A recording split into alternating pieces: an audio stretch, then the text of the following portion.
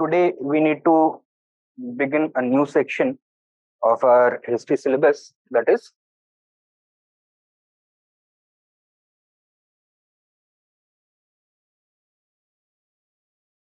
post-independence Indian history. Right? Now, if you look at our syllabus, it mentions topics such as the integration of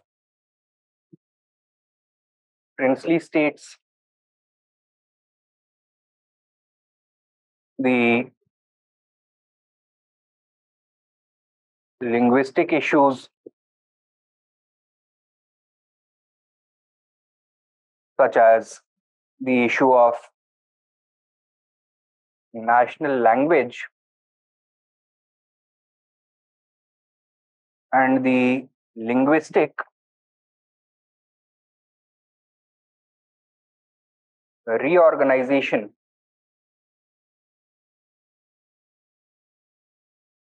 of states,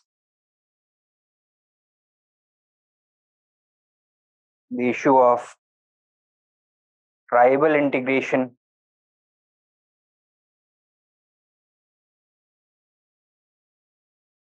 probably the biggest fallout of partition was the refugee crisis that the young nation of India had to face. Apart from that, you have issues such as democracy and the first general elections. What were the hurdles faced? How the challenges were overcome? What was the result? What was its significance, etc. These kinds of things. Then we have the issue of land reforms, how to undo the vestiges of colonial administration, which put in place certain practices involving land ownership, tenancy related issues, the problem of money lenders, rural indebtedness, etc. Right? So those problems had to be overcome. Then we have certain other topics such as India's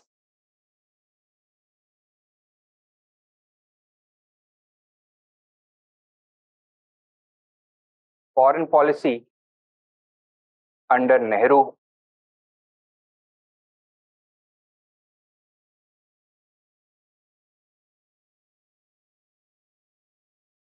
1947 to 1964. What were the important challenges that emerged? What was the Nehruvian foreign policy vision? What was the Indian response to the problems that it faced on the external front? And what was the impact of these decisions? What were its successes and failures? Right? So that we have to take a look at. Then we have the issue of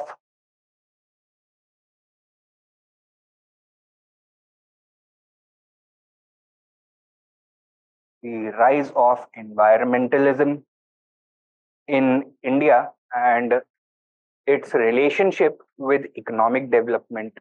At times, it was a contentious relationship. How synergies were created, right? So that we have to take a look at. Then we have the persisting problem of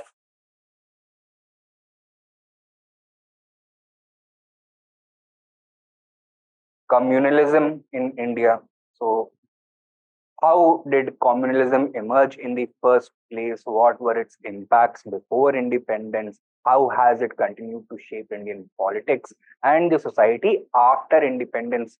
What are the challenges with regards to combating persistent communalism and how India has responded to these challenges so far and what should be the future course of action, right? So broadly, these are the kinds of topics that we'll be covering. इतना clear है?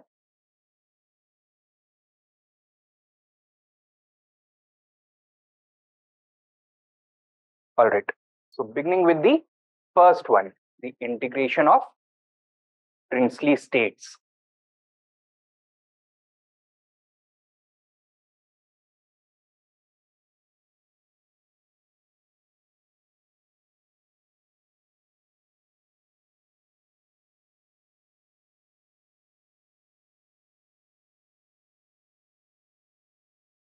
We'll begin by providing a little background by prefacing the topic.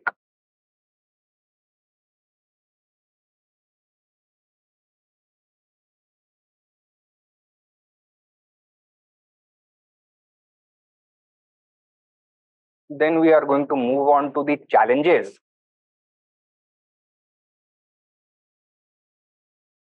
that were before the Indian leaders to integrate the princely states.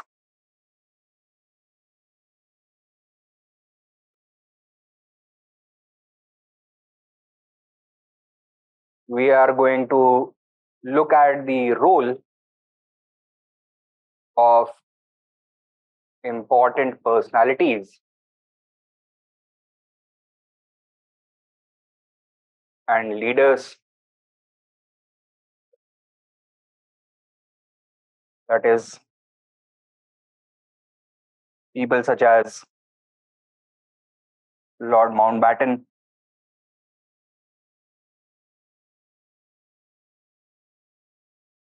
Pandit Jawaharlal Nehru,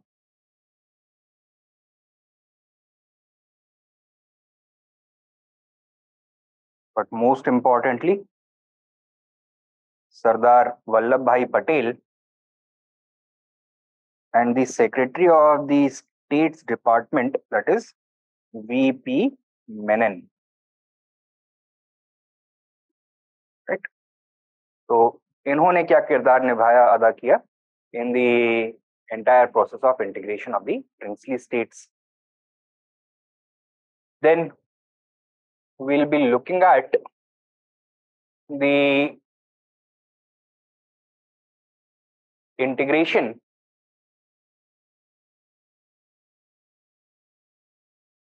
procedure,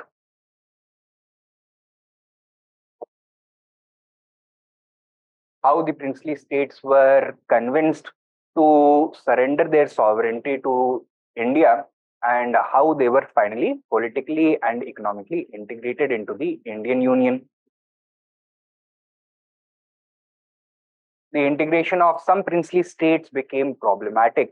A few of them remained reluctant, and the situation was complicated due to their presence on the geographical border between India and Pakistan in some cases.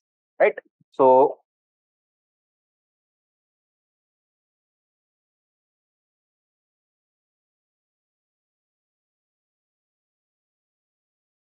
problematic princely states, including states such as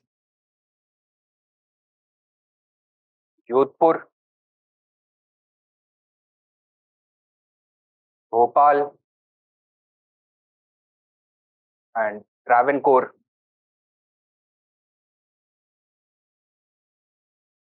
These were states which were reluctant to join the Indian Union but ended up doing so before the 15th of August 1947. And at the time of independence, there were some states which had still not joined, and they joined after the 15th of August 1957. These include Hyderabad, Junagadh,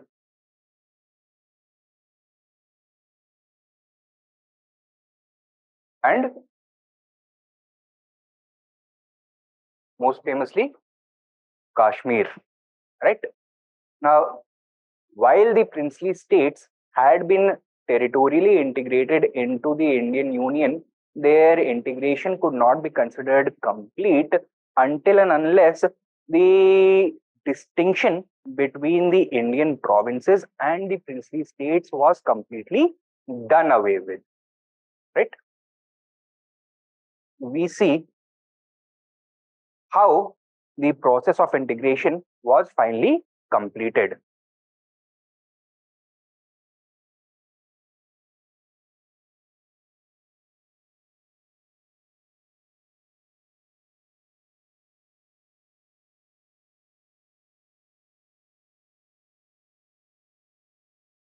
And finally, we need to evaluate how well we have been able to integrate all these states and where certain mistakes were made.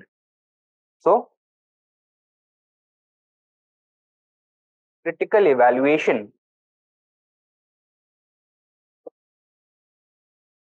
of the integration process. These are the things that will be covered. All right. Now, first of all, provide a background or introduction.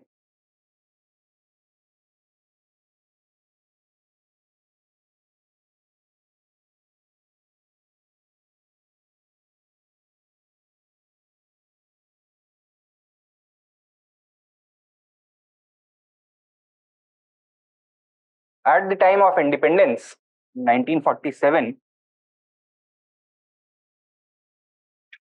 two types of India existed, right, on the eve of independence. British India,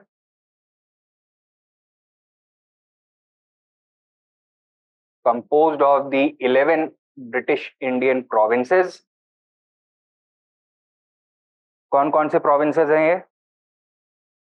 Punjab, Sindh, NWFP, Assam, Bengal, UP, CP, Bihar, Odisha, Bombay, and Madras. These were the 11 British Indian provinces. They were directly governed by the British. And the princely states, consisting of approximately 600 autonomous units which accepted British paramountcy, but where direct British control was not exercised.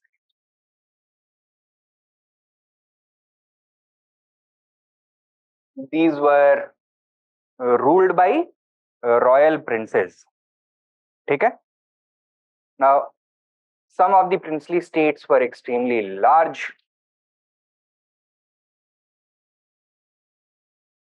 Some of them were small, extending over a few hundred acres at the most. Okay? Among the large ones, 18 had special relationship with the British Empire. They were known as the salute states. If you remember our discussion about the Delhi Darbar of 1877, वहां पे बताया था ना that one way in which the British had tried to integrate the Indian ruling class into the British Imperium was to set up a hierarchical system of salutes, right?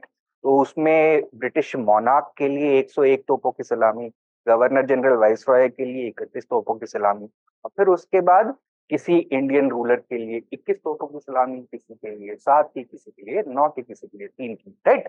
So those who were given gun salutes were known as the salute states. ठीक है? They had a direct relationship with the British crown. The other smaller ones were known as the non-salute states.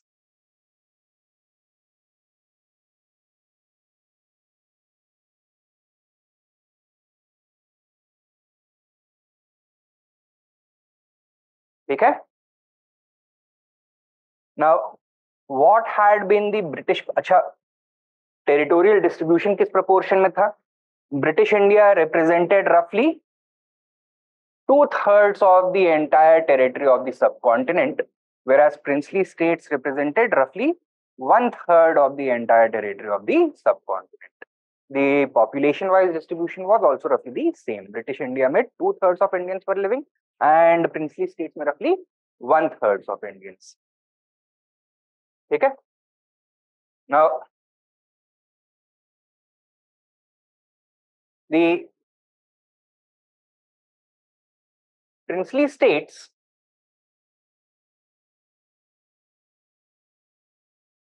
could also be categorized on the basis of the degree of autonomy that they enjoyed, right?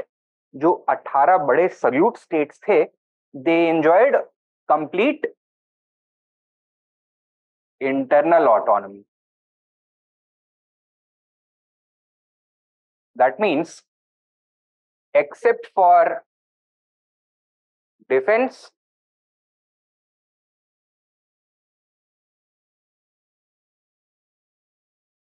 communication, and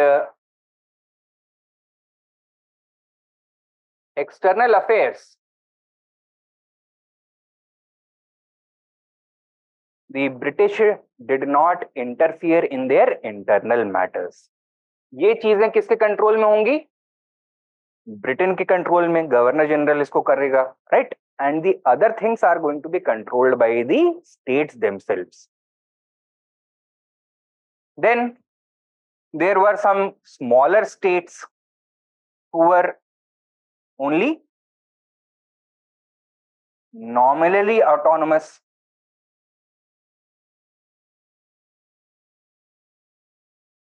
That means, beyond defense, communication, and external affairs, the British also took care of certain other things, such as law and order,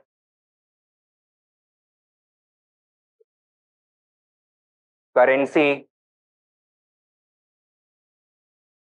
commerce, etc. Right? And ये जो relationship था ना, वो जानबूझ करके इन्होंने, अंग्रेजों ने, वीकली डिफाइन किया हुआ था. Anything could become a law and order issue, right? For example, the emergence of an internal succession dispute. The British, by using their excuse that law and order was threatened, may interfere very acutely in these smaller principles. And then there was another category of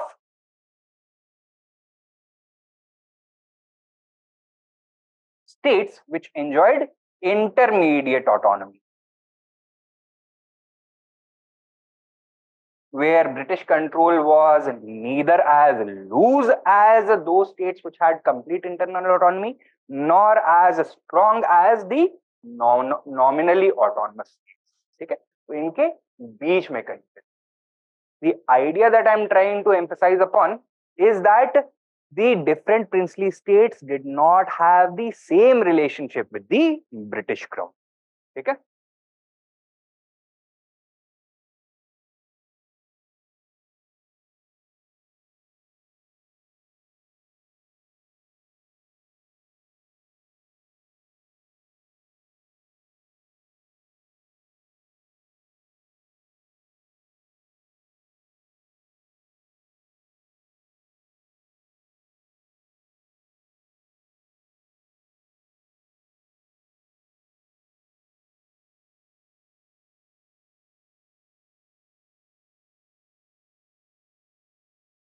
The relationship between British India and the princely states was not homogeneous or uniform.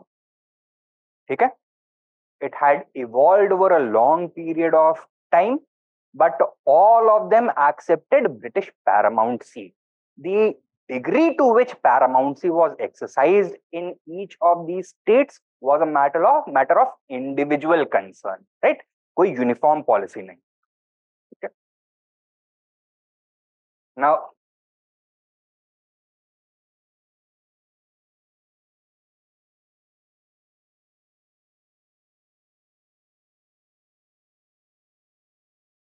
British expansion in India started in earnest in the first half of the 19th century, phase of industrial capitalism में. ठीक है?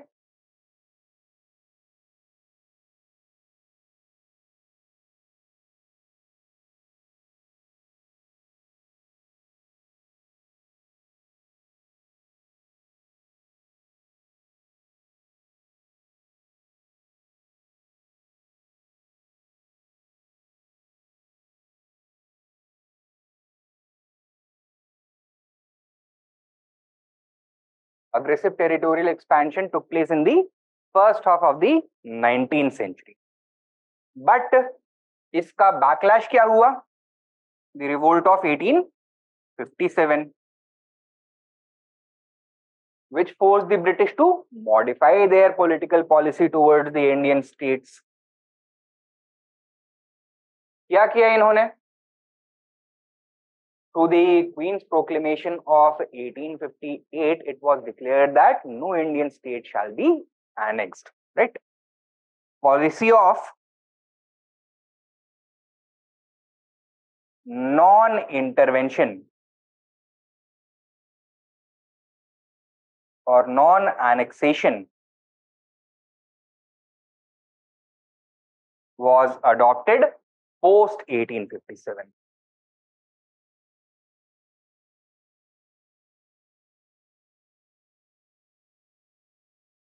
Rather, the policy of extending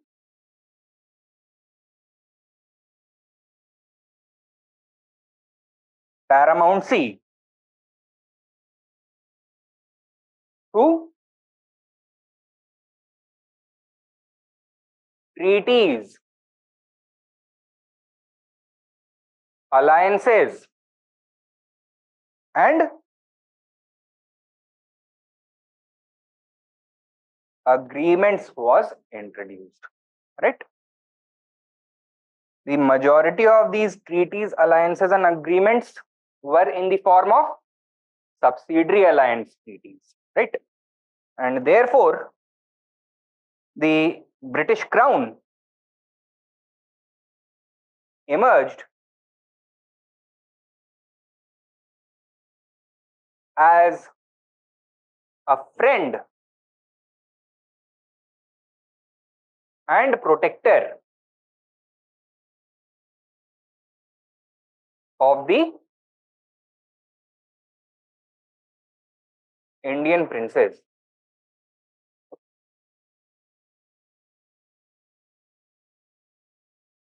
ठीक है?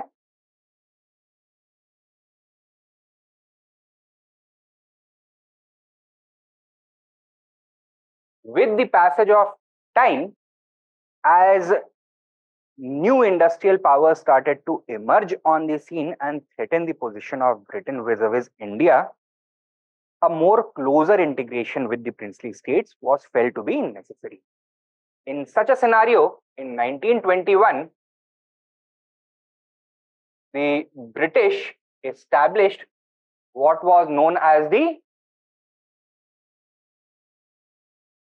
Chamber of Princes.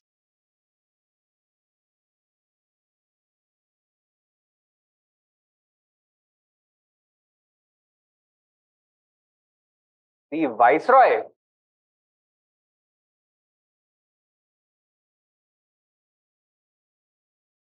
was its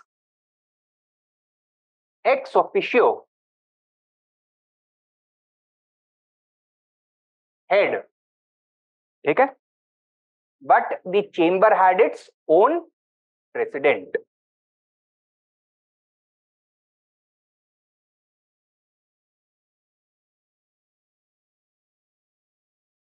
Which was one of the Indian princes.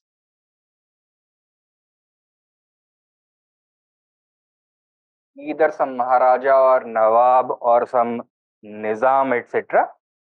The members of the Chamber of Princes from among themselves through consensus would elect one of them to act as president. ठीक है? Purpose क्या था इस chamber of princess का? To more closely align the relationship between British India and the princely states in order to safeguard the core British interests in the subcontinent. The Chamber of Princes was also supposed to act as a medium through which deeper economic integration between the different parts of India could be made possible.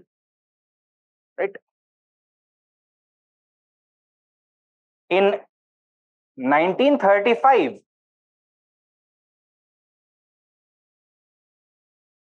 constitutional arrangements were made for even deeper political integration of the princely states into the Indian Federation. कैसे? An all India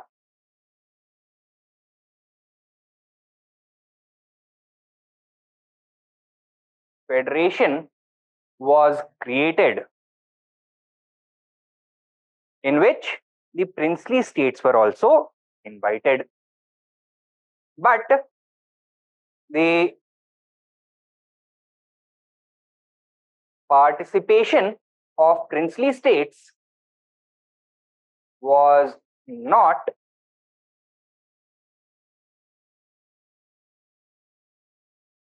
compulsory.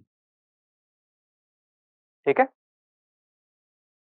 The creation of the All India Federation, including princely states, depended upon the ratification of this provision in the constitutional arrangement set up by the 1935 Government of India Act by these princely states themselves. तो जब तक ये अपनी सहमति नहीं देंगे तब तक ऐसा कोई फेडरेशन नहीं बन सकता है. Right? Initially, the British tried to get the princely states to ratify the provision. However, with the outbreak of the Second World War,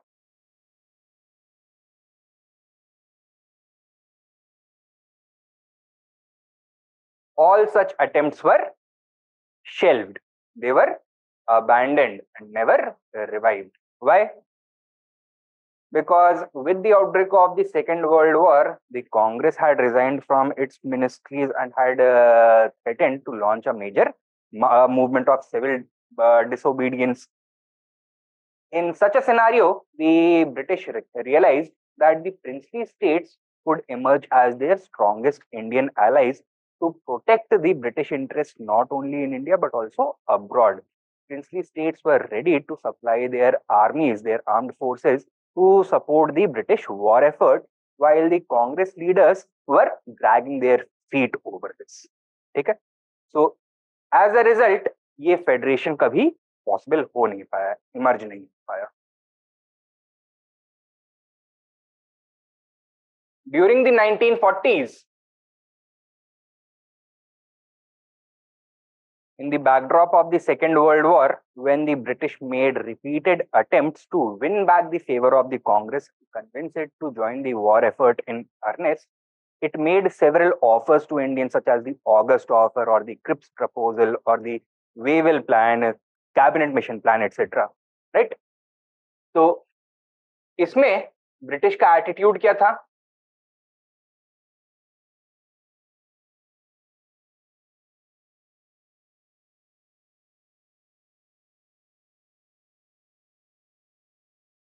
They tried to delay any attempt to integrate the princely states into the Indian Union. Right? British attitude was to prevent the forcible integration of princely states into any Indian Union.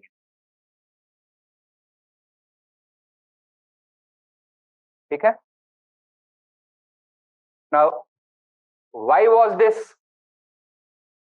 Because they wanted to delay the possibility of giving independence to Indians, और Indians कभी princely states के बिना independence accept नहीं करते. Right? It was a strategy to derail the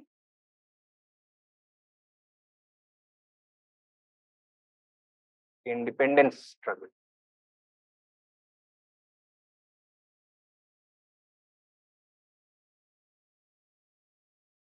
However, towards the end of this process, especially after the defeat of Winston Churchill in the 1945 general elections in Britain, when Clement Attlee's government came to power,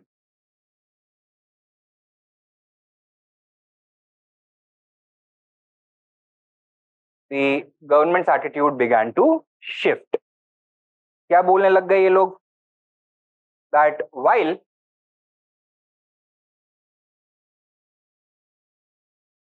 the treaties and alliances between the British government and princely states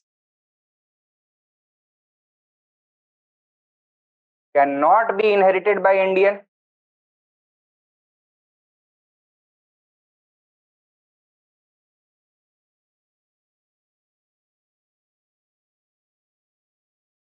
The British government itself would no longer be able to fulfill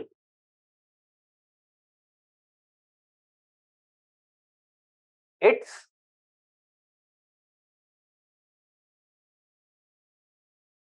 treaty obligations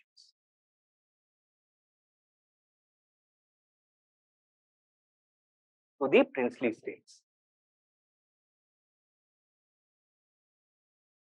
क्या मतलब हुआ? That while the treaties and alliances that had been signed till now between the British government and the princely states cannot be inherited by independent India, because independent India is a completely separate entity. It is not a successor of the British government. The British government would no longer be able to fulfill its treaty obligations towards the princely states. For example, in case of an external attack or an internal rebellion, the subsidiary alliance treaties, for example, required the British to support the native rulers with their armed support. So this would have required them to maintain a British contingent in the territory of those princely states. उन्होंने बोला कि ये हमारे लिए possible नहीं होगा, right? And thus, independence for the princely states started becoming a smaller and smaller possibility from this point forward. Why do you think this change in attitude came about? क्यों change हुआ ये attitude? इस position से इस position पे कैसे आए? Because of a couple of factors. Firstly, the destructive effect of the Second World War, which had ruined the British economy, and it was no longer possible for the British to fulfill their treaty obligations to the princely states, which required the British to maintain large armed contingents in the territories of these states, right? So वो possible नहीं था. Secondly, the rising internal pressure to demobilize, right? तो second world war के backdrop में conscription introduce कर दिया गया था and there had been a major military buildup in Britain, right? War ended in 1945, but the British were still delaying the process of demobilization. The soldiers wanted to go back to their homes. They wanted to go back to their civilian jobs, right? The British was demobilizing them slowly. So while some people returned home, the others were not in a position to do so. तो जो नहीं वापस घर जा पा रहे थे उनके लिए सबसे बड़ा थ्रेट क्या होगा? That their old jobs are going to be taken by those soldiers who had already been demobilized. Therefore, the British were no longer able to rely on the continued support of their own troops in fulfilling these obligations or other imperial interests. Okay? Thirdly, rising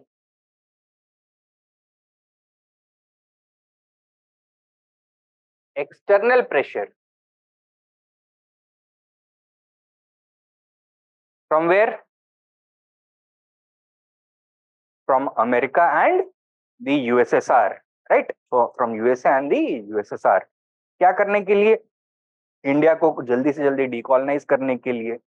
And that required that the British would have to abandon the princely states, right? Because quick transfer of power would have required a solution to the problem of princely states. And the combination of these factors, in addition to the removal of Churchill, who was a staunch opposer of Indian independence, resulted in a marked shift in the British policy. Okay? However, even after this, the process was not straightforward. There were many elements within the British government, within the Governor General's staff in India, the Secretary of State staff in London, and the British Prime Minister's own cabinet, which did not want to see the complete collapse of British paramountcy in India. Okay? Therefore, even after this, the British were not able to follow a clear policy with any reliability. Okay? So, this is how the relationship between the Indian provinces, British India and the princely states had developed over time.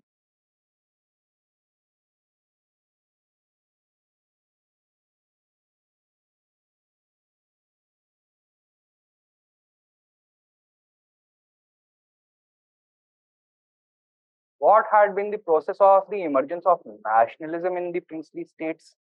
Did it take place simultaneously with the emergence of nationalism in British Indian provinces, or did it take place later?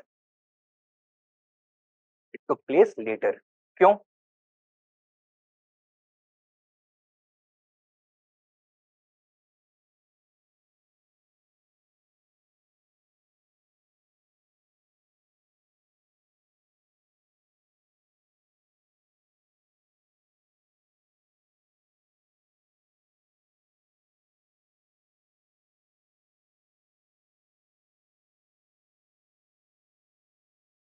Firstly, because the lower levels of education and political awareness in the princely states, right? The ideological indoctrination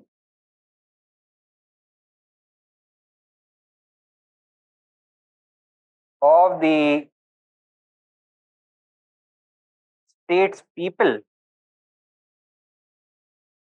जो अपने rulers को कैसे देखते थे, as living representatives of divine authority, as living gods on earth, of states people towards the divine rights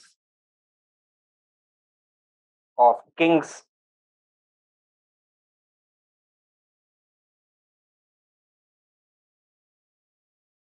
Thirdly, the reluctance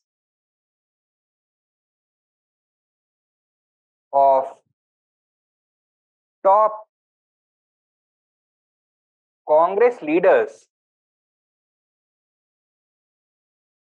to mobilize the states peoples.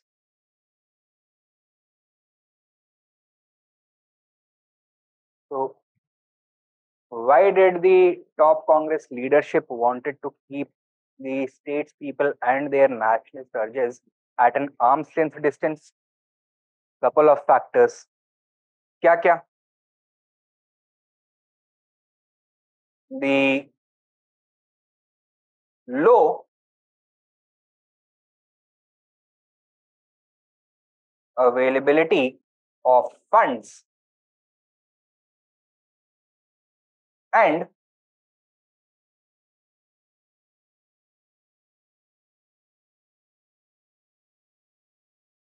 organizational capacity,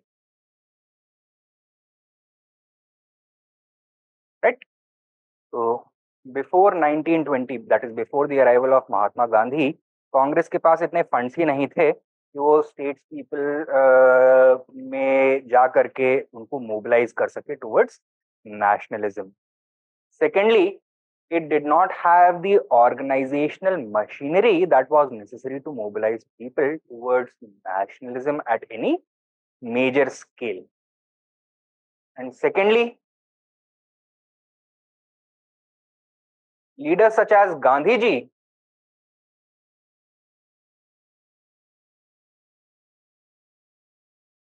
considered some of the progressive princes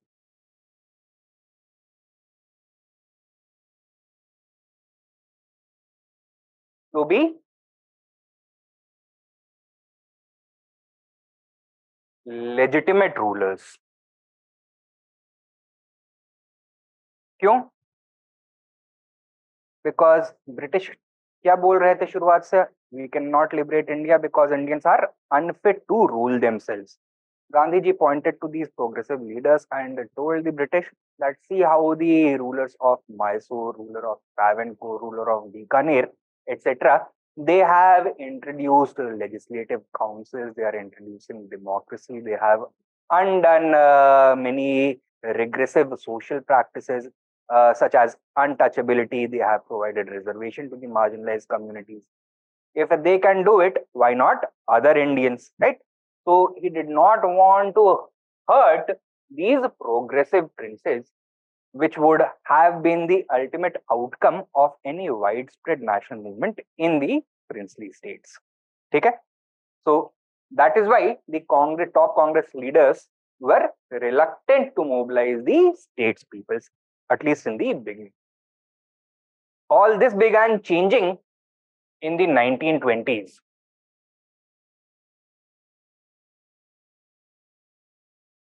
क्या हुआ 1920s में? First of all, there was growth of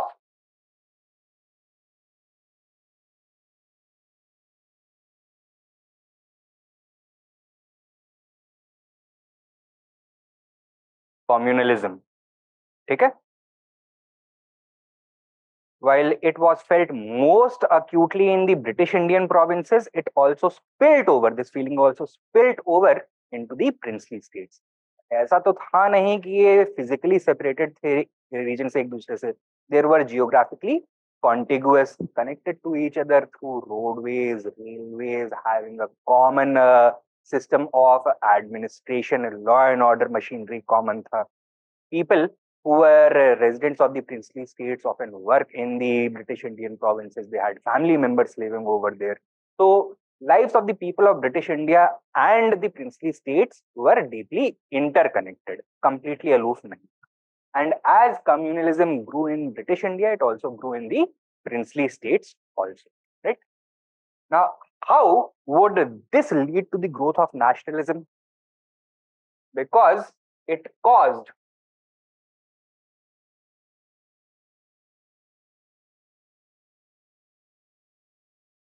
disaffection between the rulers and the people, right? What was the basis of the legitimacy of the ruling class? That they enjoy divine rights. So could they ever be seen taking a completely secular position? नहीं ले सकते हैं.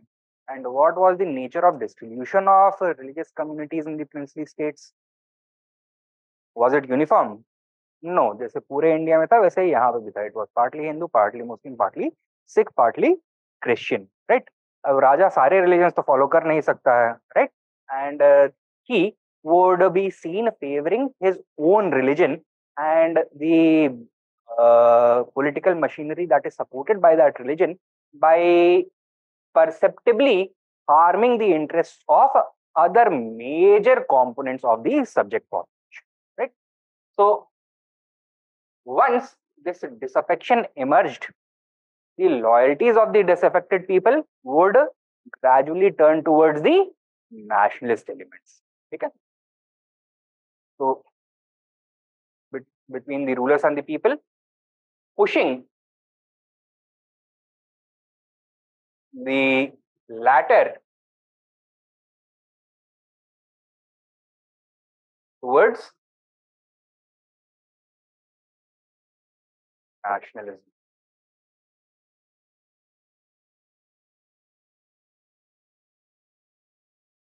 Now, overlapping the issues of religion and caste were also the issues of class. ठीक है?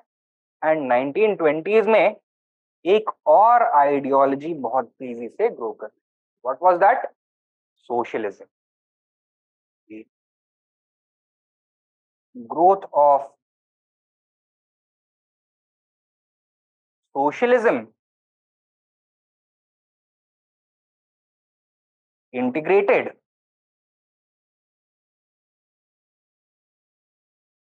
the working classes of British India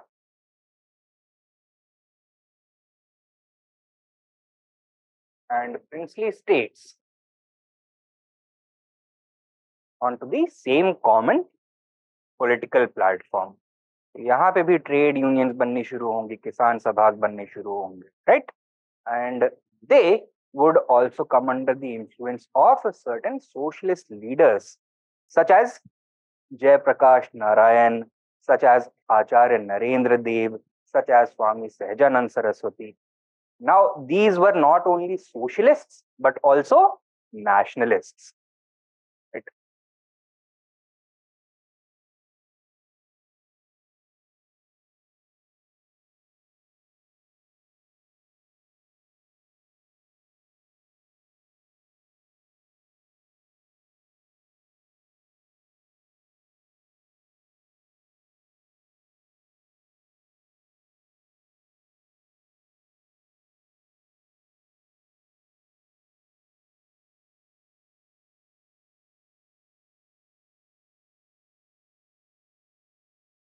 People started to realize slowly that their struggle was not only against the foreign oppressor but also against the domestic oppressor. It was as much a class issue as it was a nationalistic issue.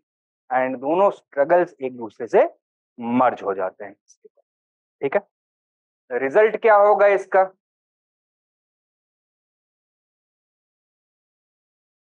In 1927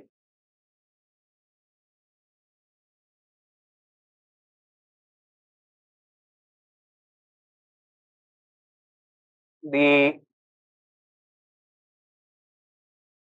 Harcourt Butler Committee was set up. इसका mandate क्या था?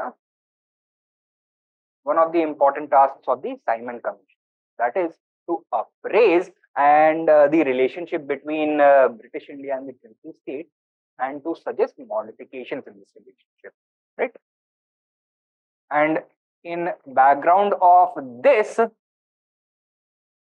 various state people's movements that had emerged in the large and small princely states came together under the presidency of Pandit Jawaharlal Nehru in the form of the All India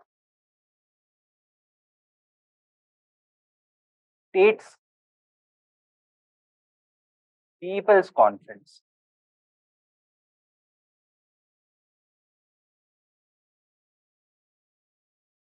This represented the maturation of the states peoples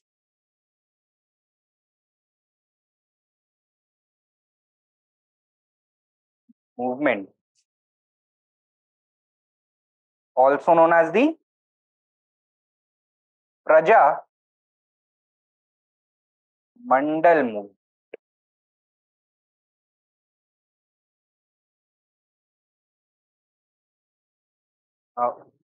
In various parts of India, the states peoples of different princely states had come together to form a common Praja Mandal. For example, there would be a separate Prajamandal for the region of Saurashtra, separate Prajamandal for the region of princely states of the Deccan, separate Prajamandal for the princely states of Punjab, a separate one for Rajputana, etc. Right? They had emerged over the 1920s in response to the growing tide of nationalism due to these factors.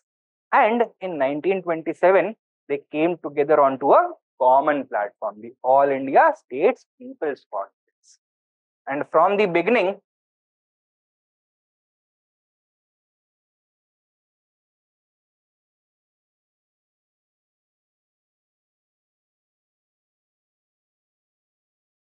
it was dominated by Congress leaders such as Pandit Nehru, Subhash Chandra Bose, J.P. Narayan, Acharya Narendra Dev, etc.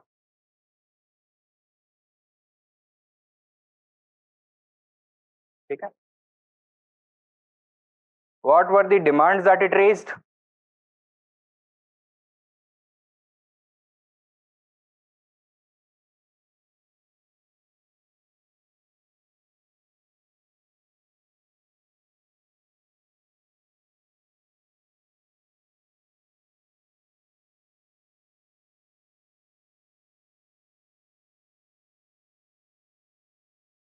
First of all, democratic reforms in princely states. Secondly, workers and peasants reforms in princely states. Thirdly, United India or Akhand Bharat, which meant the merger of princely states into British India. And finally, independent India. That is, this United India should be liberated from British rule, should become a completely sovereign and independent.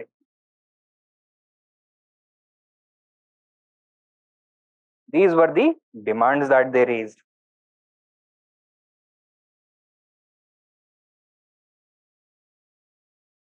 The Government of India Act 1935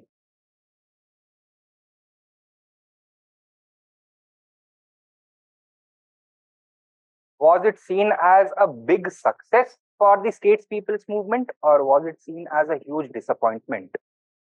Disappointment. Why? Because it provided for the non-compulsory integration of the princely states into the Indian Union, whereas the states people had been demanding compulsory integration. So it came as a huge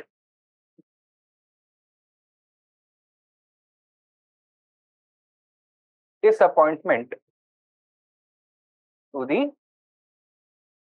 states people's movement. Right? So following this, is nationalism going to become stronger or weaker in the princely states? Stronger. इसके against reaction होगा.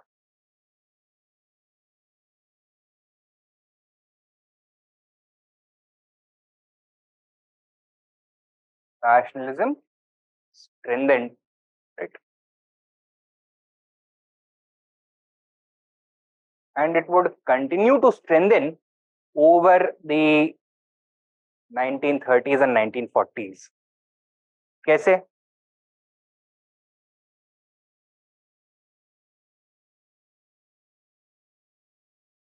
The backdrop of the Second World War, the states peoples showed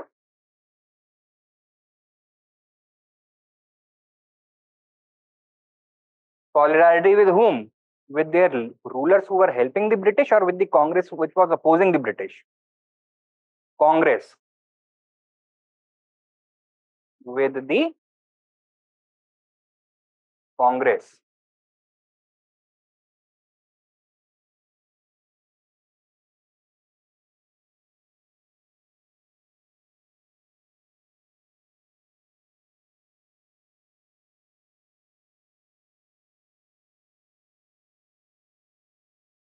Cripps' proposal to cabinet mission plan, this feeling of nationalism is going to grow even further. Why?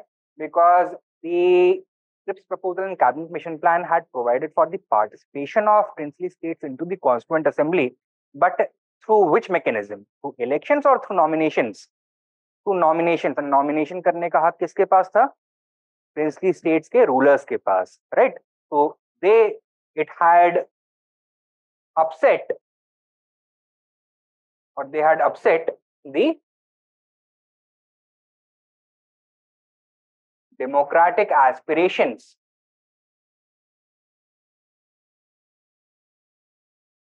of the people, and this also contributed to the further strengthening of nationalism. Okay, so on the eve of independence, British attitude क्या है? That खुल के तो नहीं बोल रहे हैं कि प्रिंसली स्टेट्स को डिफेंड नहीं कर सकते, लेकिन चुपचाप उन्होंने डिक्लेयर कर दिया है. कांग्रेस एटीट्यूड क्या है? यूनाइटेड इंडिया चाहिए, फ्री इंडिया चाहिए, डेमोक्रेटिक इंडिया चाहिए, where princes can not exist. And princely states में पीपल का ओपिनियन क्या है, एटीट्यूड क्या है? That we also want a united and independent and democratic India, right? We want there to be no distinction between British India and the princely states, right? So all three major forces were aligned against the princely states. So question अगर आता है, was there any potential of the princely states emerging, or a confederation of princely states emerging as a third entity in the subcontinent? एक India emerge होता है, एक Pakistan emerge होता है, एक प्रिंसली स्टेट का कोई कॉन्फेडरेशन इमर्ज होता है. क्या ये पॉसिबल था? कॉन्स्टिट्यूशनली तो हो सकता है पॉसिबल हो, लेकिन practically it was almost impossible. बहुत सारे पॉलिटिकल हर्डल्स थे, and apart from that there were also number of economic hurdles.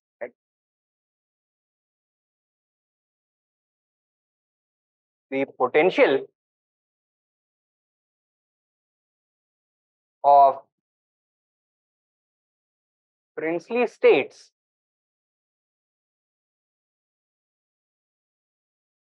remaining independent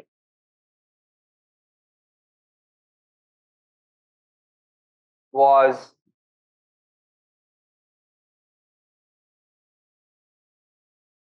shrinking rapidly.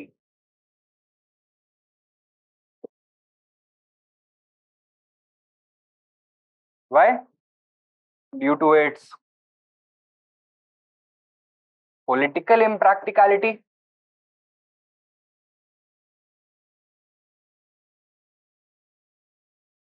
the British, the Congress, and also the people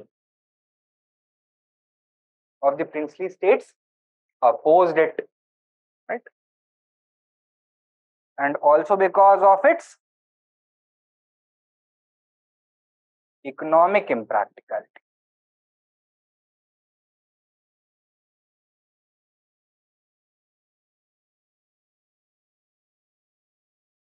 Why? Because over the previous 200 years of British rule, the economies of the princely states had been integrated completely with the British Indian provinces. They were connected to each other through road networks, through railway lines, through telegraph and telephone lines. दोनों जगह पे same तरह के administrative procedures follow किए जा रहे थे. They were completely dependent economically upon the British Indian provinces. Many of them were very small, landlocked regions, right?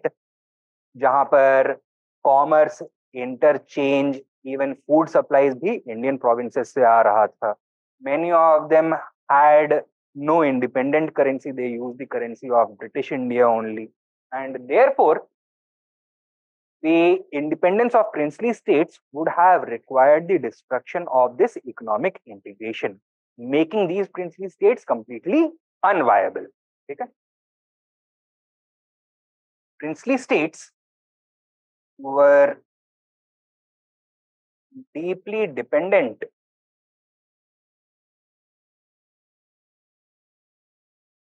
upon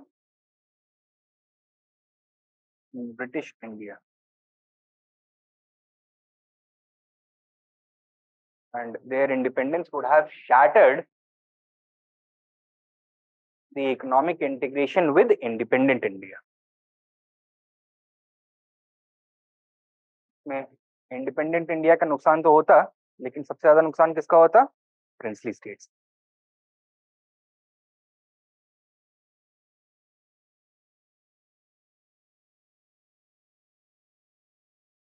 ये हो गया बैकग्राउंड या introduction. Take down a question now.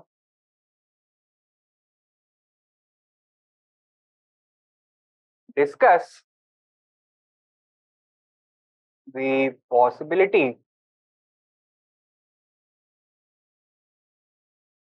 of a confederation of princely states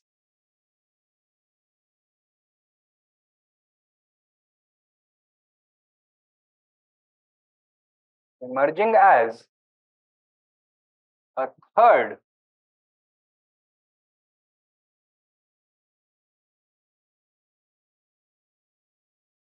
independent political entity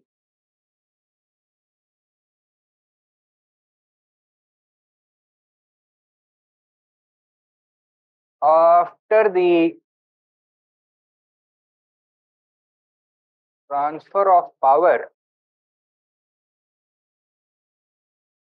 by the British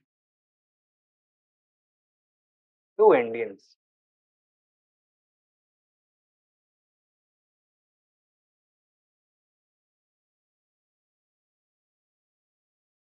$200 words, 15 marks.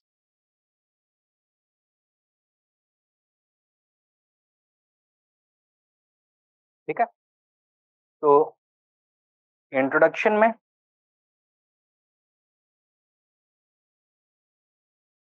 you'll have to provide a brief context कि इस तरह का confederation जो है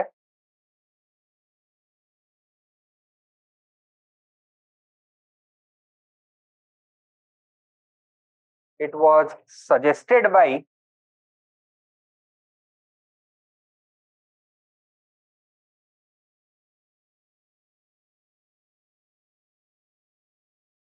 हमीदुल्लाह खान. कौन थे ये? Nawab of Bhopal, who was also acting as the president of the Chamber of Princes and was a close personal friend of the Governor General Mountbatten at the time of independence.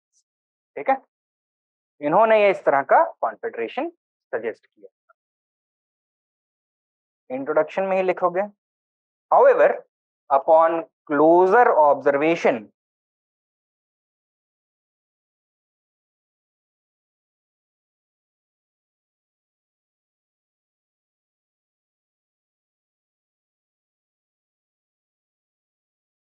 the possibility of such a confederation emerging seems impossible.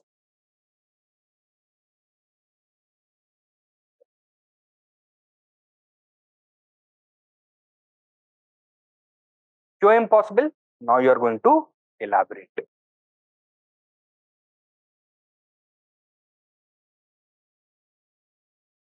Political, economic, and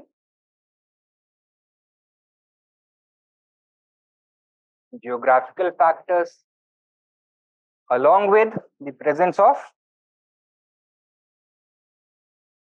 internal disputes,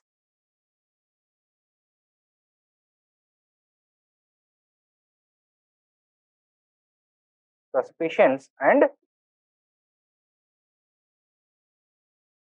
jealousies between the various princely state rulers. Politically, it was impractical. Why?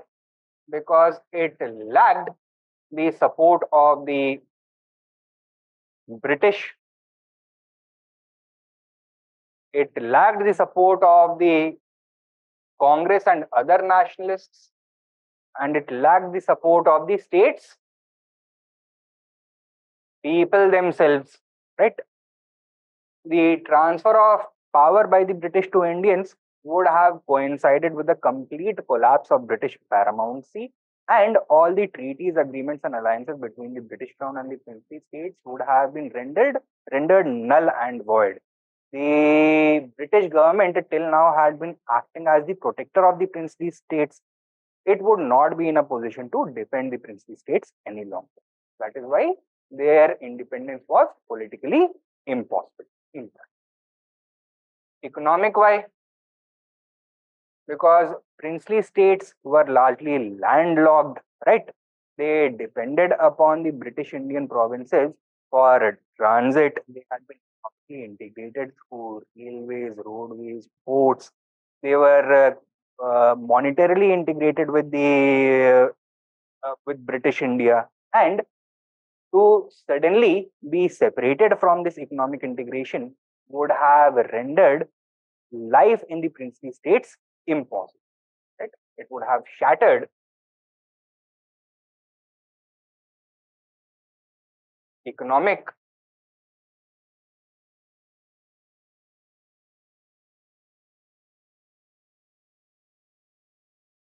integration, and thus economically independent princely states were unviable.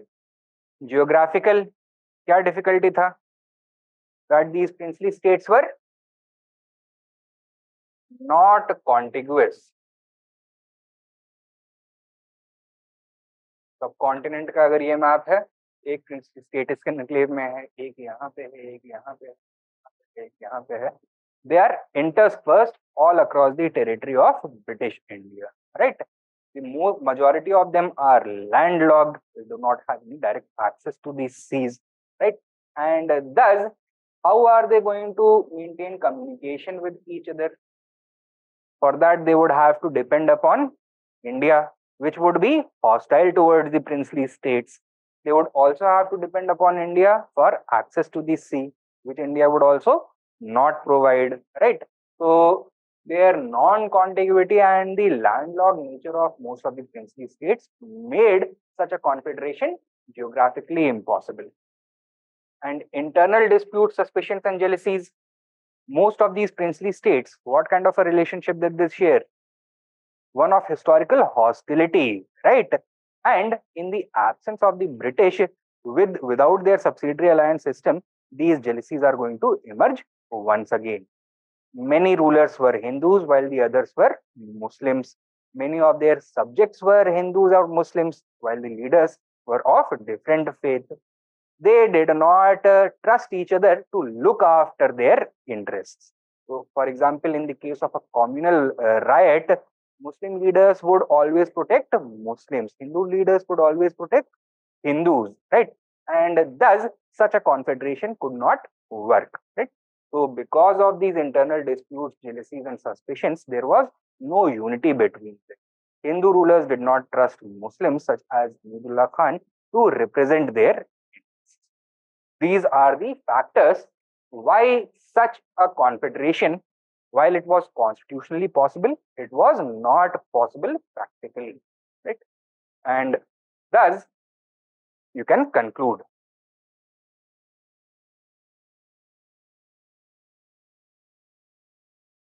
क्या लिखोगे? That the possibility of independence was thus a mirage for the princely states. And this is exactly the word that had been used by Mountbatten at a meeting of the Chamber of Princes in July of 1947 with regards to the question of the independence of princely states. ठीक है कि constitutionally तो possible है but practically नहीं. And thus you can write, thus independence disappeared before it could even be conceived for the princely states. Independence disappeared before it could even be conceived for the princely states. ठीक है.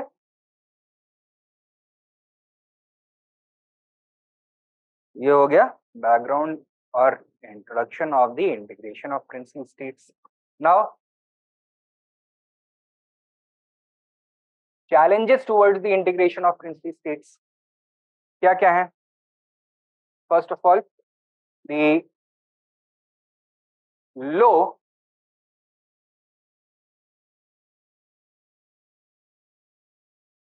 spread of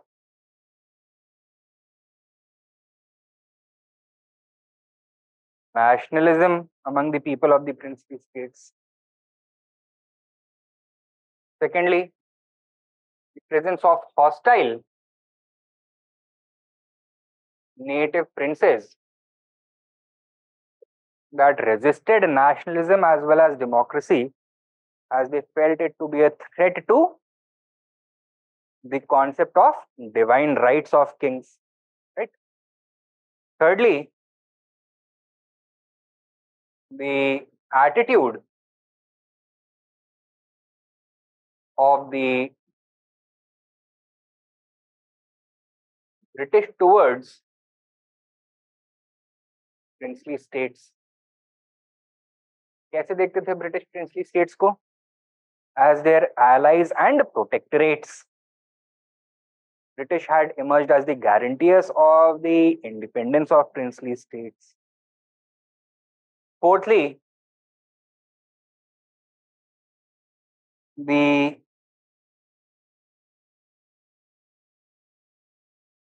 ideological indoctrination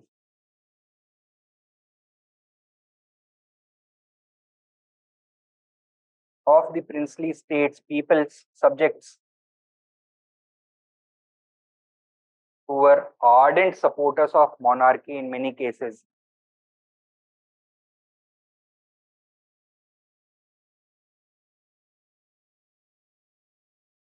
Fifthly, the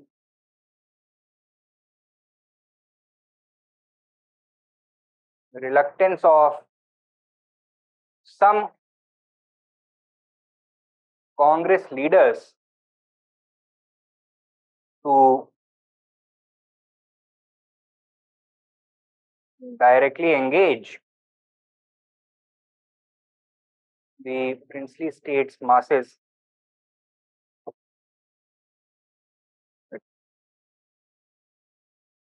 These were the challenges or hurdles that had to be overcome.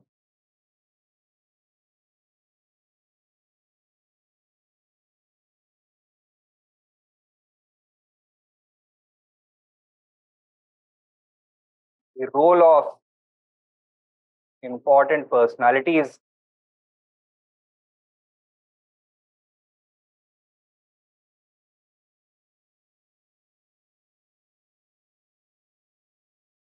सबसे पहले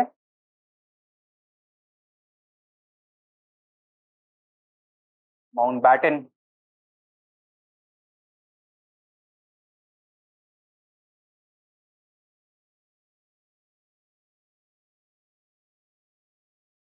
क्या role अदा किया इसने? He was the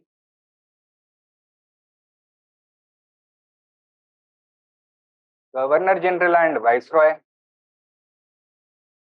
at the time of independence, and He promised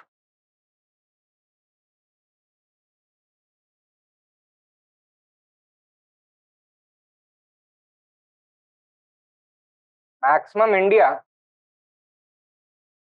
if the Congress accepted partition. That means the Congress could rely upon Mountbatten to assist them in convincing the princely states to join the Indian Union rather than remaining independent. He actively encouraged the princes to accede to India. For example, the speech that he made in July 1947 to the Chamber of Princes, calling the possibility of independence to the princely for the princely states a mirage.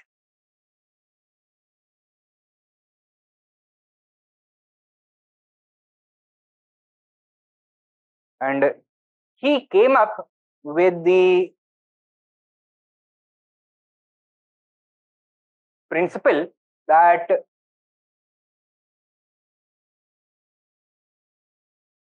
geographic proximity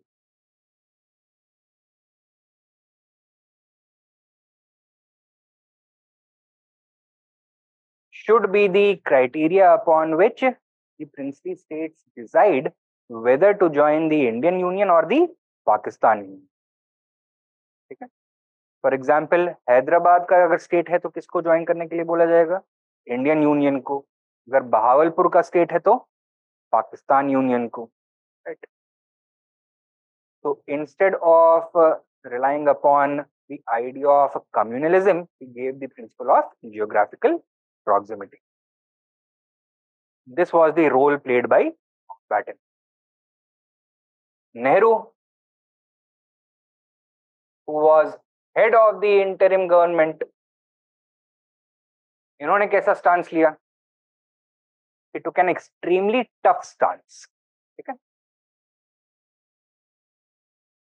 1946, after the formation of interim government, he told the princes in no uncertain terms that India does not recognize the divine rights of kings. Secondly, he also challenged the British notion that the Dominion of India could not inherit the relationship that British government had with the princely states. He said that the Indian Union was the direct successor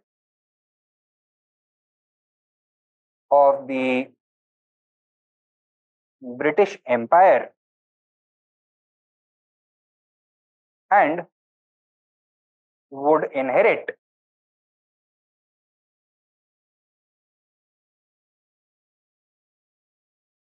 paramountcy over the princely states. And just on the eve of independence, also I think in July 1947, he warned the princely states that they would not be able to resist the army of independent India. So he threatened them with military action अगर शराफत से उन्होंने instrument of partition नहीं sign कर दिए थे. Right? Warned the princely states that they would not be able to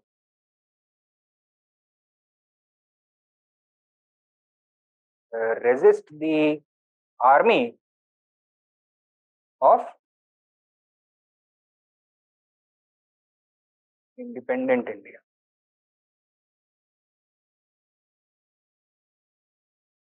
ठीक है. Next you can write, thus Nehru's tough policy,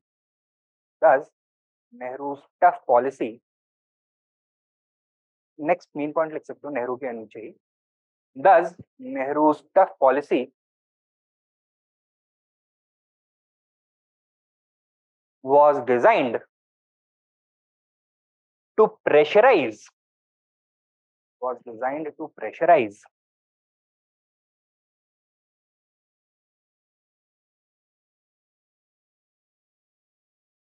the princes into signing the instrument of accession.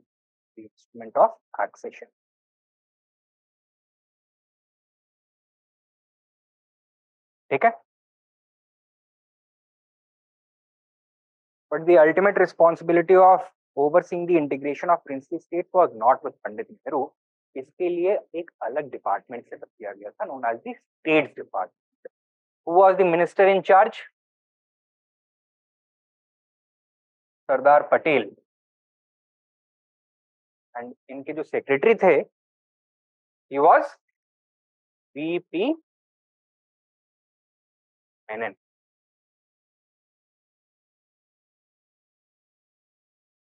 So Sardar Patel and VP Menon. They were the minister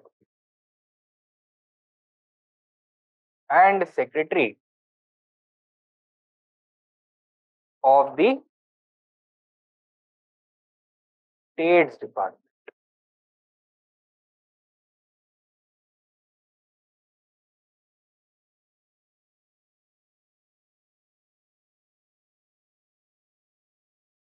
Menon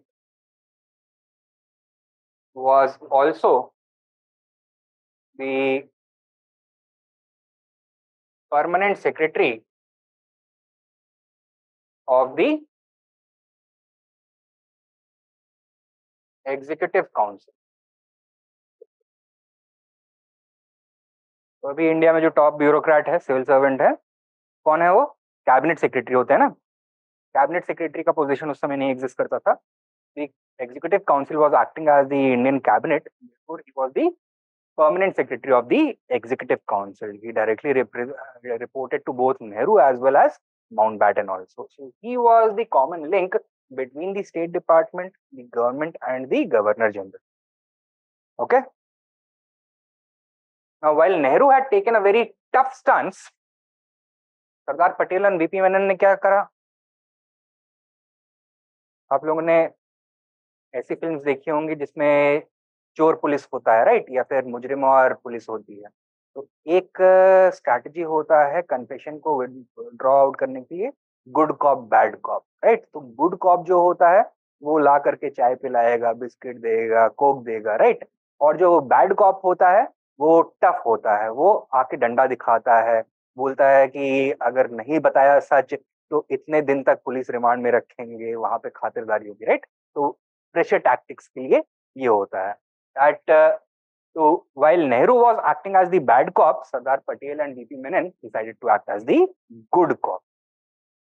Write down. In contrast to Nehru's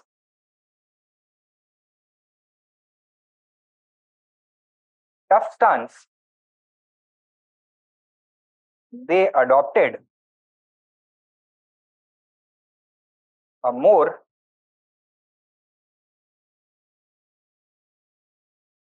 conciliatory tone.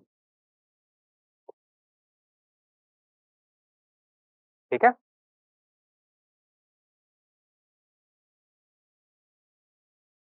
Further write down. They followed the carrot and sadistic approach. यानी कि एक तरफ दिखाया reward, दूसरी तरफ दिखाया punishment.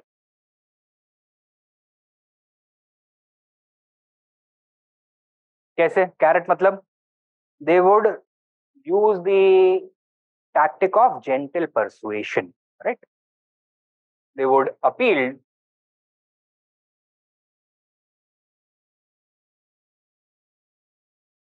to the patriotism of the rulers.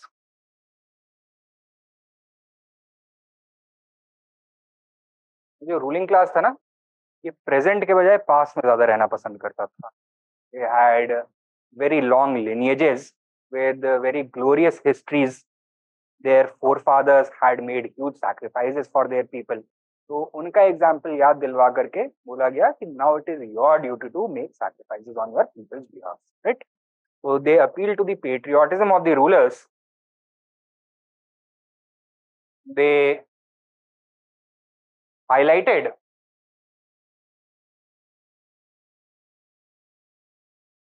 the sacrifices made by their predecessors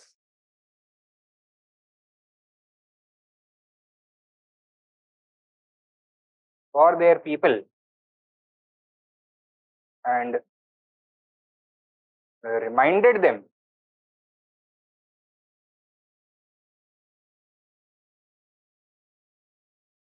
of their duty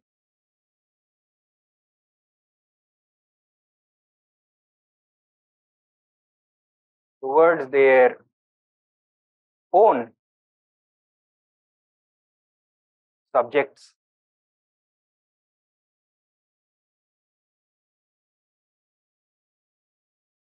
They also made it clear that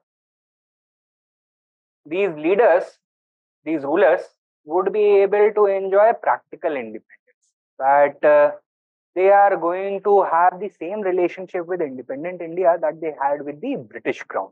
तो ने देखा था ना कि अलग अलग स्टेट्स को अलग अलग लेवल्स ऑफ ऑटोनॉमी थी, तो वो बोला कि similar arrangements we are going to make. Promised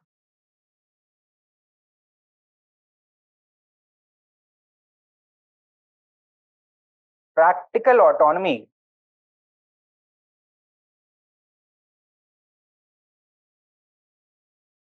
by continuing the same relationship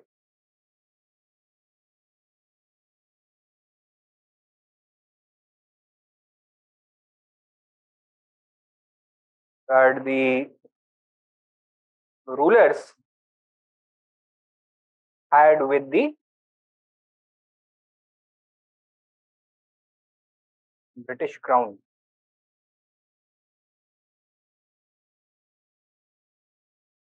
और क्या प्रॉमिस किया गया? Accession would simply mean the accession of the territory and the subjects. क्या चीज नहीं छुई जाएगी? इन रूलर्स की प्राइवेट प्रॉपर्टी, इनके महल, इनके बागीचे, इनके किले, राइट, ये सब नहीं छुआ जाएगा. The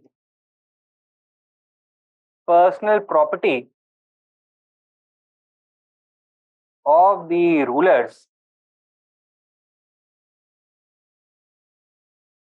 would remain untouched.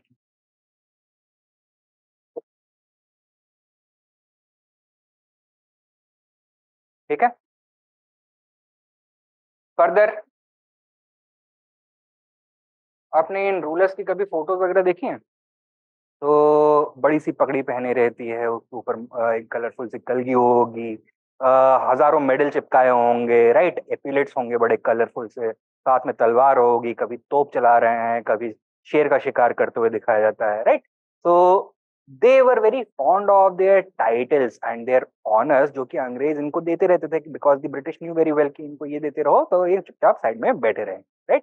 तो पटेल और मेनन ने भी क्या प्रॉमिस किया, दैट आपके टाइटल्स ऑनर जितने भी हैं they will remain intact, and ऐसा जो भी कस्टम पहले फॉलो होता था regarding those titles and honours, that would be followed.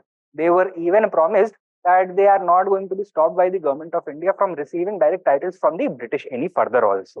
Okay, so their titles and honors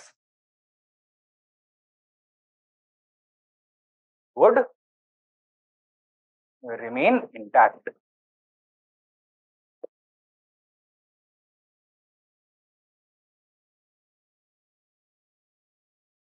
further क्या प्रॉमिस किया, सी किसी भी स्टेट को रन करने के लिए you need a bureaucracy, right. What if that state suddenly ceases to exist, what is going to happen to the people involved in that bureaucracy? They're going to become jobless, right? तो उनको ये भी assurance दिया गया that their civil servants are going to be absorbed into the Indian bureaucracy. The state's functionaries, employees, and officers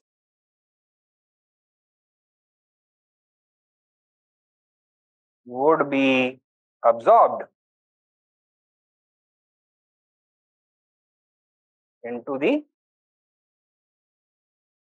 Indian bureaucracy.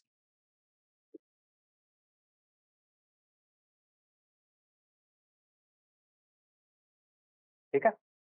Now, in their particular states, they were acting as the head of state, and head of state के against कभी criminal proceeding हो सकता है? नहीं हो सकता है. He has complete immunity from prosecution. And अब इनको क्या promise किया गया? That sign the instrument of accession, you will continue to enjoy the same judicial extraterritoriality. Common laws, ordinary laws are not going to apply to you. ठीक है? Promised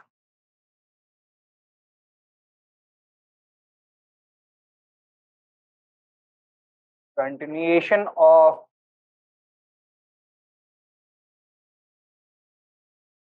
judicial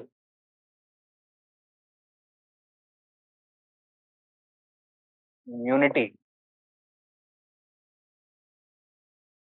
ठीक है। और क्या प्रॉमिस किया गया? That they were receiving large amounts of money as taxes that they used to collect from the people. जो transit duties हैं अंग्रेजों के साथ इनके अरेंजमेंट्स हुए थे कि पर्सनल कंजम्पशन के लिए कोई कस्टम्स ड्यूटी नहीं देना होगा, पेड चार्ज नहीं देना होगा, etcetera. Now, with their economic, with their political accession to India, all these things are going to end, right? The government is going to collect tax from the people now. वो इनके लिए तो वो source खत्म हो जाएगा. How would they be compensated? By giving them granting them a privy purse. ठीक है. तो सरकार इनको अब एक पेंशन देगा हर साल. Fixed amount would be given. Privy purses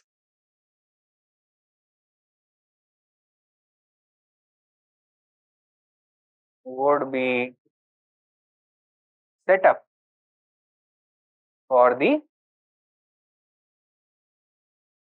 rulers.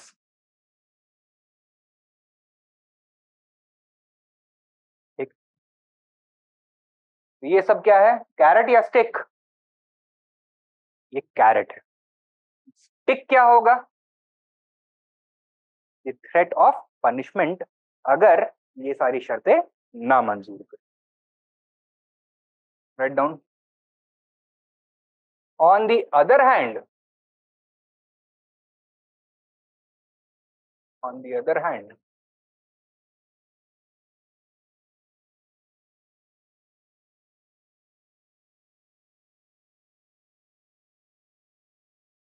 the rulers were made aware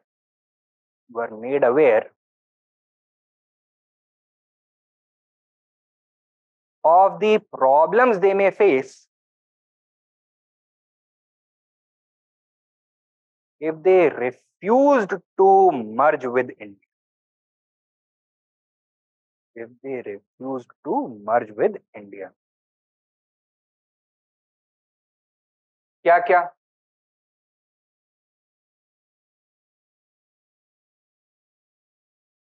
Economic blockade, right? India is not going to respect the commercial arrangements that they enjoyed earlier with British India. Economic blockade हो जाएगा, right? And it would become very difficult for these states to survive as a result.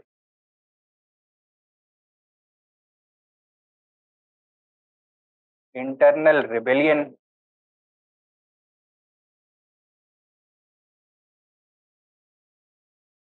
Feeling of nationalism was extremely high among the people.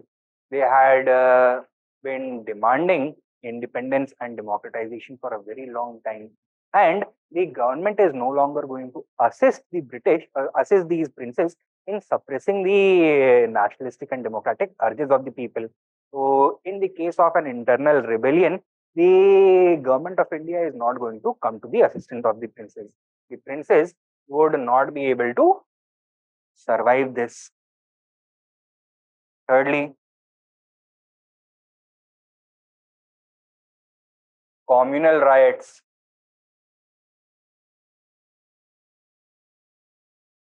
The question of independence had become highly communalized, right? And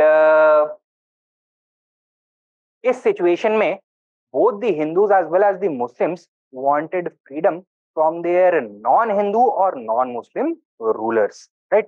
Because in the backdrop of communal violence in the 1920s, the princes had very clearly taken one side over the other. तो ऐसे में communal riots में unfold.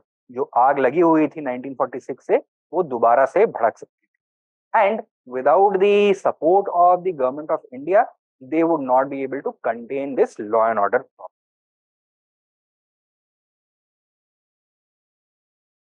Fourthly, aggression.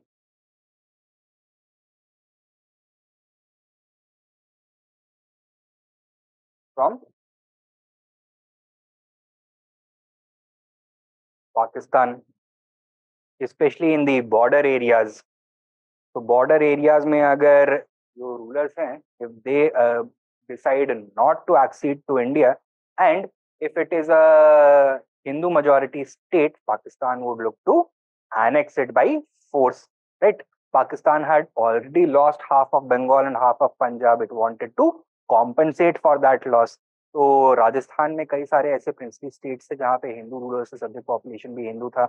But Pakistan was eyeing them, states such as Bikaner or Jodhpur or Jaisalmer, etc. Right? So, aggression from Pakistan, this was another threat. And finally, the clear indication that sooner or later, the princely states would be merged with India. But in that scenario, ये जितने भी goodies इनको promise किए गए थे, वो मिलेंगे. So, the indication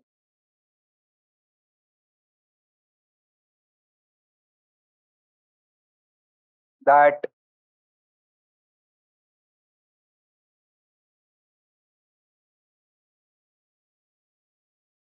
delayed merger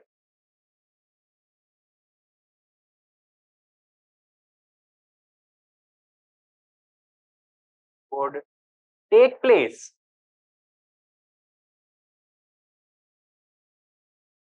on the basis of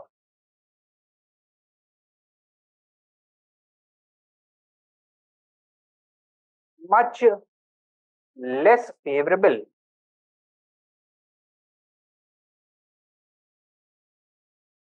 terms for the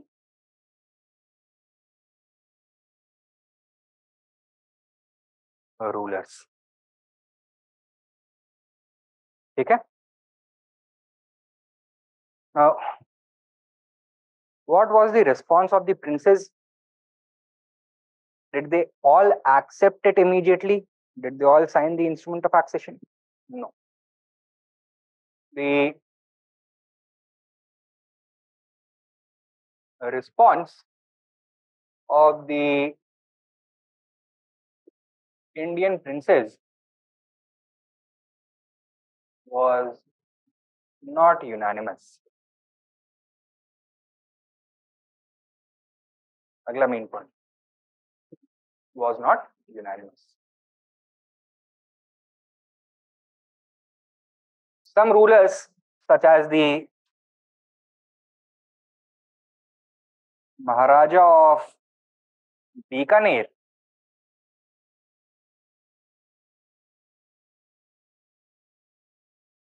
Rewa, etc.,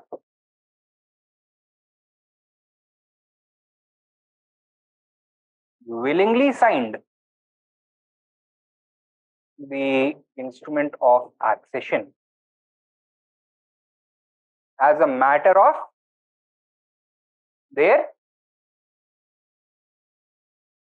patriotic duty. Okay? So they also sympathized with the cause of nationalism.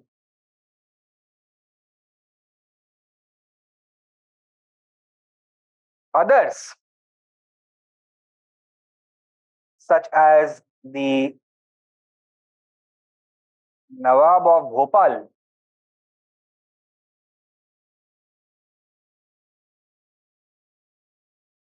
Nizam of Hyderabad,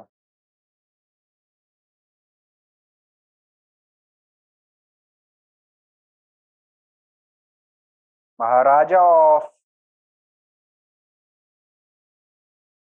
Travancore, Maharaja of Kashmir,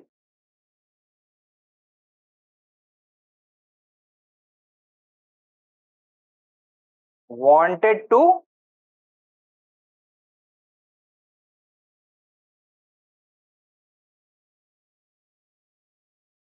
remain independent. Wanted to remain independent. And still others, such as the Maharaja of Jodhpur and Nawab of Junagadh,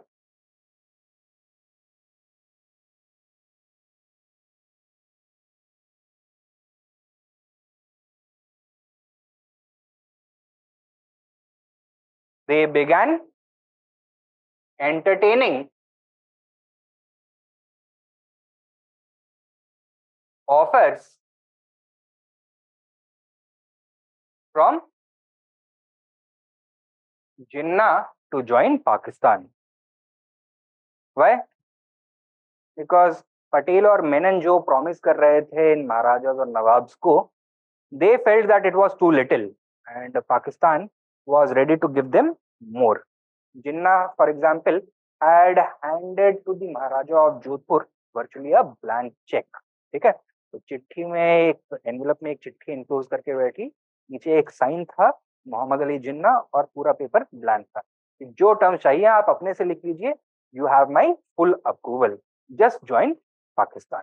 So that is what Maharaja of Jodhpur and people such as the Nawab of Junagadh had started to entertain. Is this clear?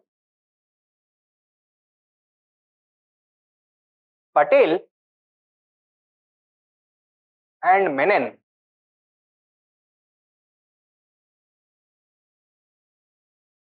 remained extremely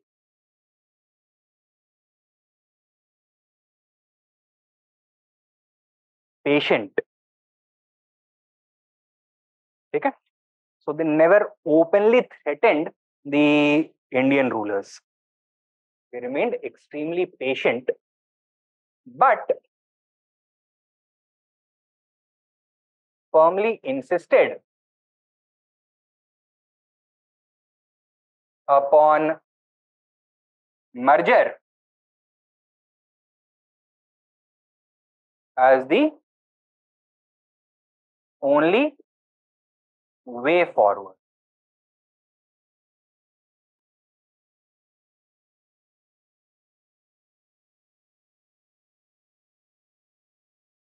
Okay?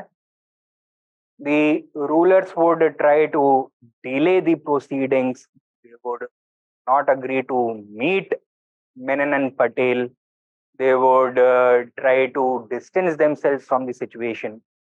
Patel and Menon knew that the position of the rulers was extremely weak. Sooner or later, they would have to come to terms, and there was no use of souring the relationship between the rulers and the Congress. They were confident that they would have the backing of the Indian people, the people of the princely states themselves, and that of the Indian army. That is why they remained extremely calm and patient, but they firmly insisted upon merger being the only way forward. Okay?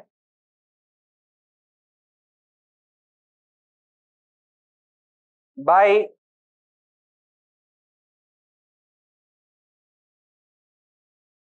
15th August 1947,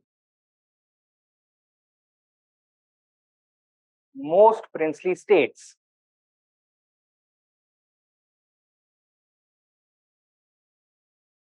that were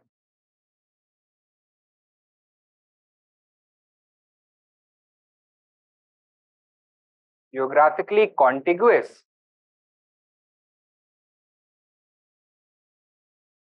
with India had signed the instrument of accession with India.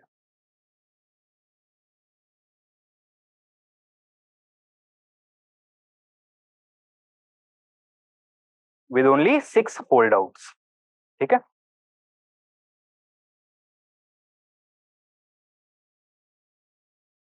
Bhopal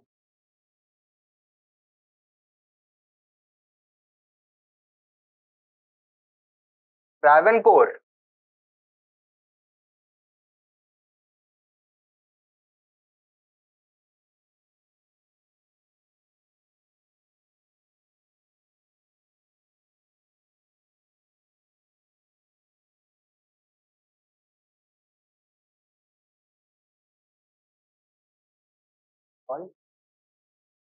Travancore and Jodhpur signed before independence, while Hyderabad, Junagadh, and Kashmir signed after independence.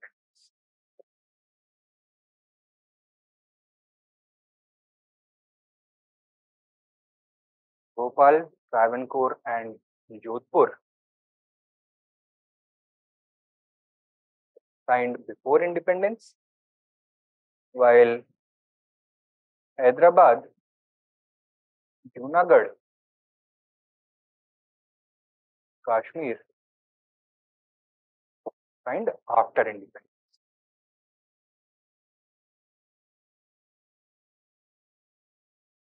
ठीक है?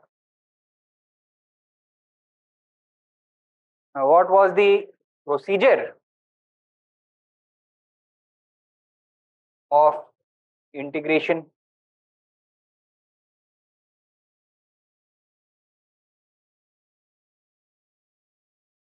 It involved the signing of two separate legal instruments.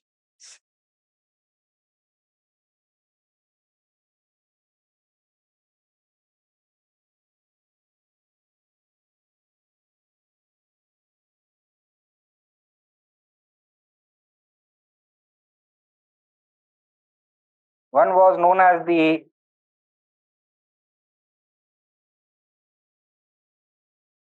standstill agreement.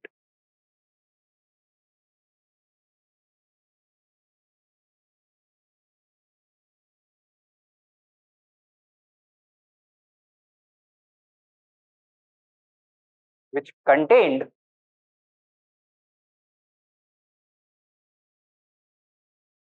the guarantee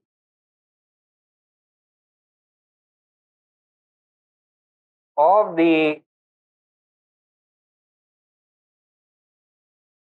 continuation of the same relationship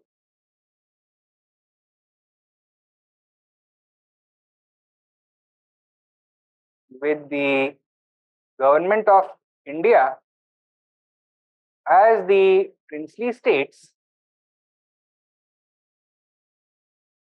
enjoyed with the British Crown.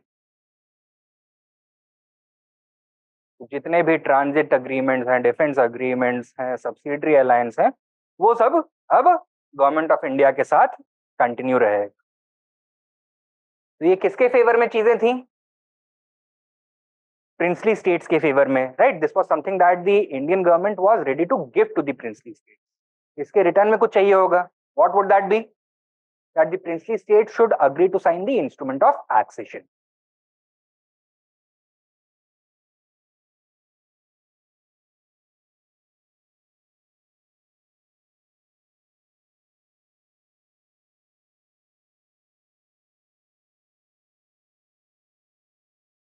Right?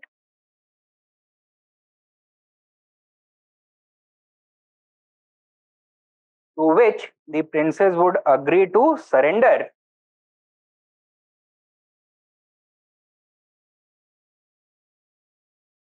their territory,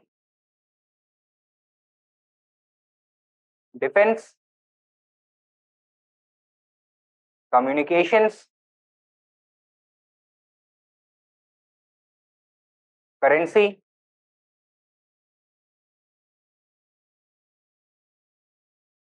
and commerce to the government of India.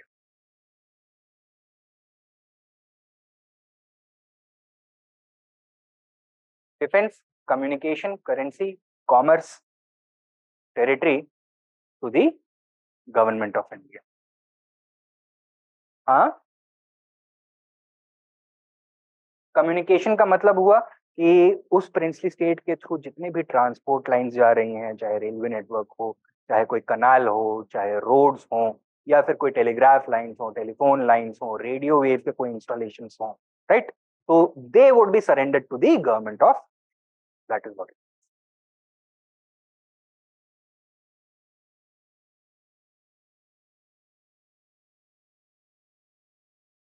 Clear है? However, would all the instrument of taxation signed with the more than 600 princely states be exactly the same? No, because the relationship of different princely states with the British government was different, right? So the instruments of taxations would also reflect this heterogeneity. So write down. While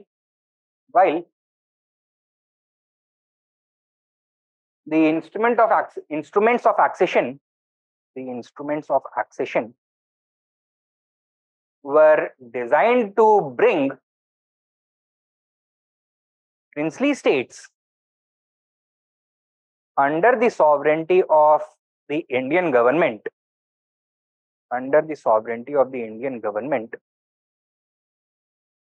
comma, each of them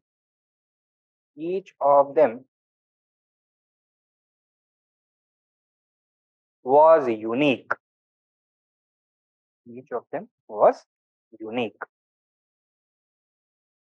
तो ऐसा नहीं copy paste करके हो जाएगा, right. Each of them was unique. So this was the procedure of integration.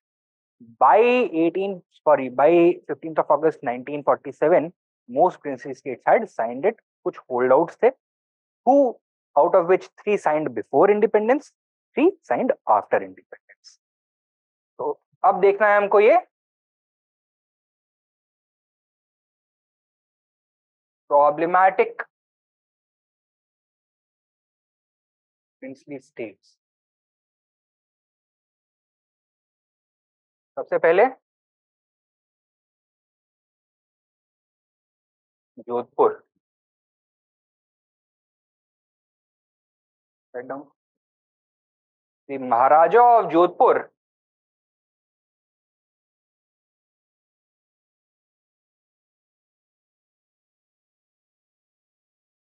Hanwant Singh, Maharaja of Jodhpur, Hanwant Singh, felt that accession to India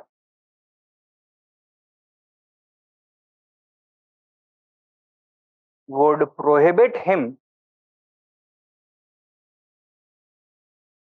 from leading the lavish lifestyle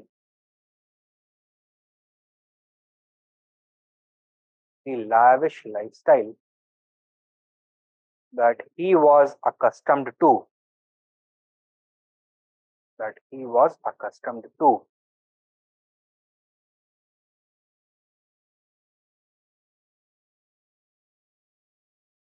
Point.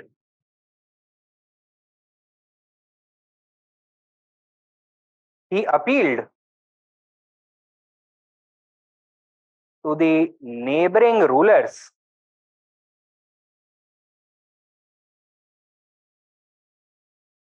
of Bikaner and Jaisalmer to join him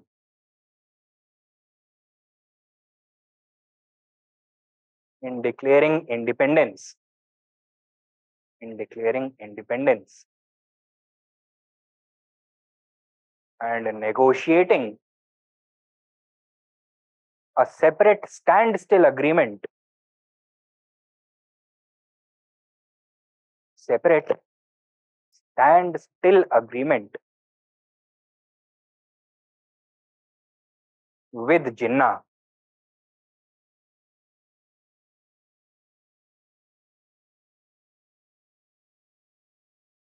Okay? Next point. However, the Maharaja of Bikaner responded by promptly signing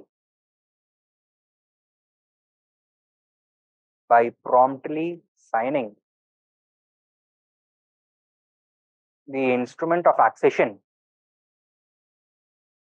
with India. The instrument of accession with India. And called upon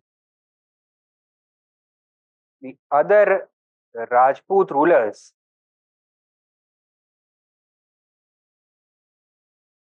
to do the same, as it was their sacred patriotic duty. To do the same as it was their sacred patriotic duty.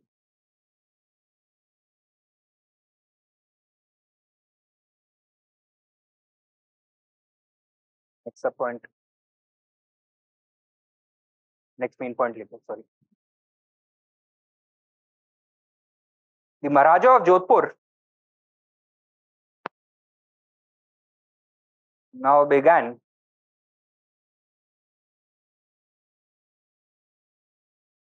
to openly entertain offers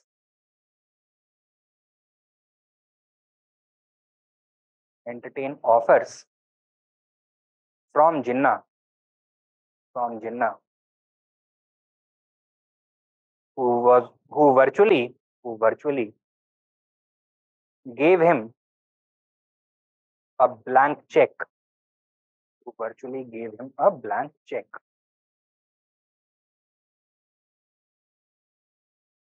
Next point. Sorry, next main point.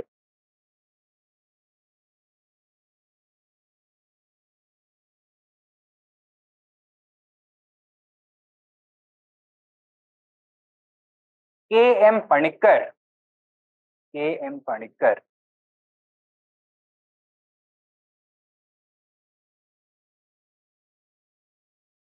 a noted historian, and Diwan of Bikaner,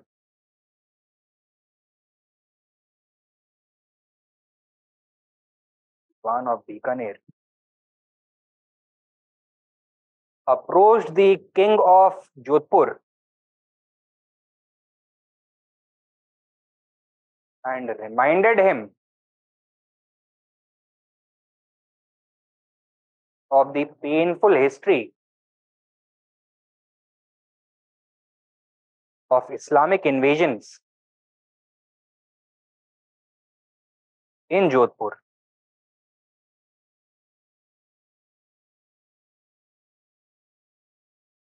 Full stop. Next point.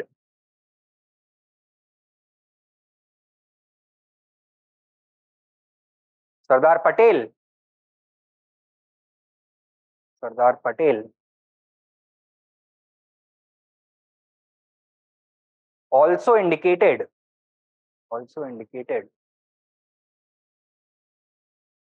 that without the formal accession of Jodhpur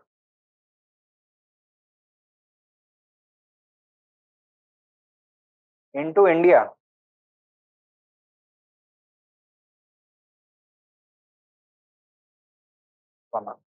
the Indian government would not be in a position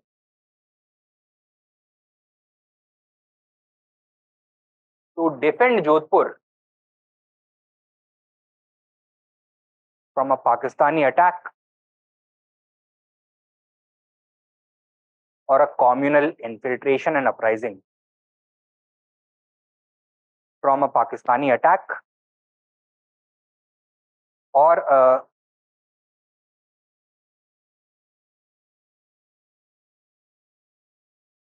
communal infiltration and uprising. Communal infiltration and uprising.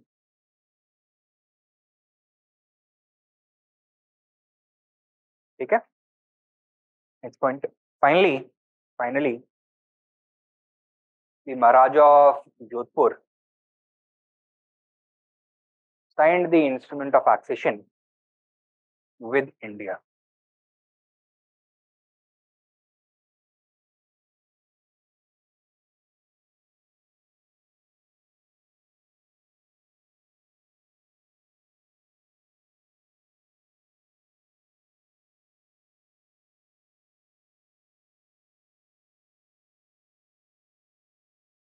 Bhopal.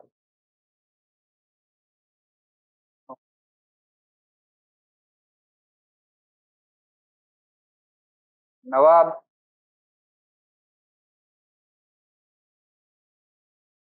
Hamidullah Khan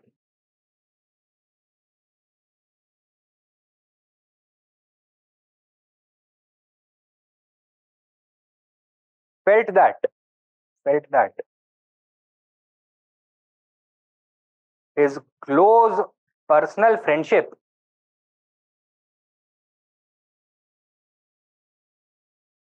with the Governor General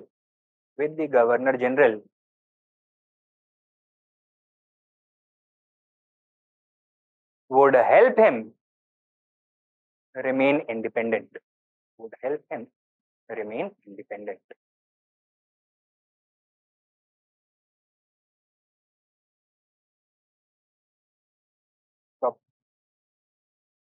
Next point. However, Mountbatten made it clear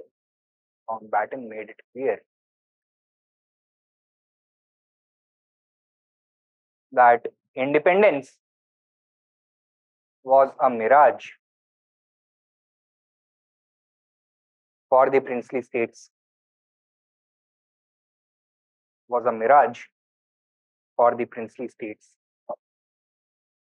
And advised the Nawab to sign the instrument of accession with India.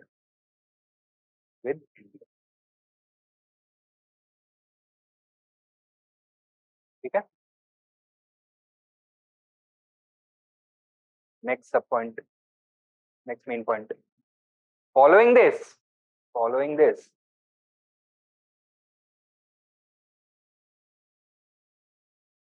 the Nawab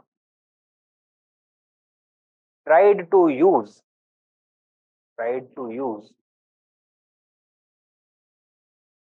his position as president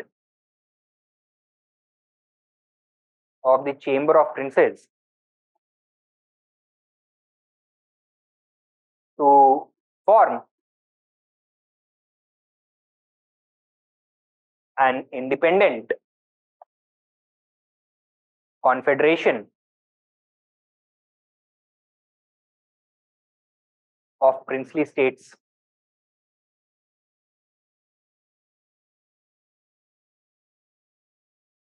but was unsuccessful, but was unsuccessful, as the bulk of other princes, as the bulk of other princes signed the instrument of accession.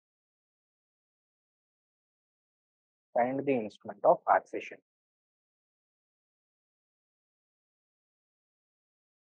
Okay. And what did he do as a measure of last resort? He appealed to the religious sentiments of his Muslim subjects, that it is a question of protecting Islam against Hindu majority. How did his subjects respond? They did not respond at all, and finally he was forced to sign the instrument of accession. Write down. Ultimately, right, next point. Ultimately,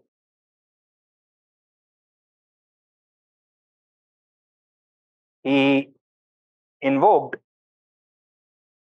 invoked religion and appealed to his Muslim subjects to protect Islam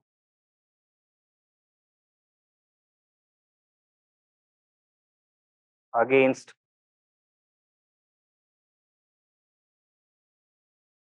the Hindu majority India. Against the Hindu majority India. Subpoint. Next main point. However,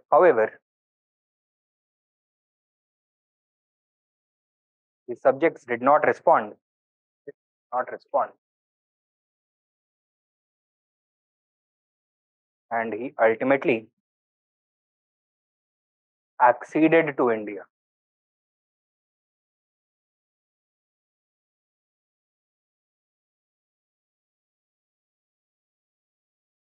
Next, Travancore.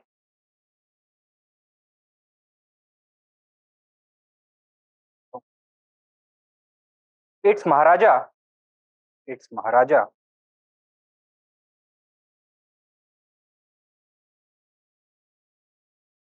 wanted to remain independent,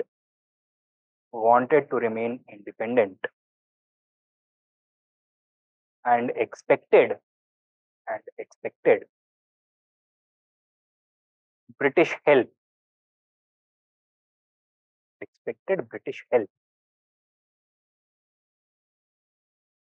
Why? Two factors. Firstly, Travancore, unlike the other Indian states, was not a landlocked state. It had a long coastline with a flourishing shipping industry. Okay? And secondly, because after the end of the Second World War, one of its mineral resources had become of extremely high strategic value. Yeah, the thorium-rich monazite sands of Kerala, right? And he had been pursuing an agreement with the British government to protect its independence against India, right? So that British should recognize Travancore as an independent country. Wanted to, क्या लिखा है आपने? And expected British help. Sub points लिखो. Unlike other princely states,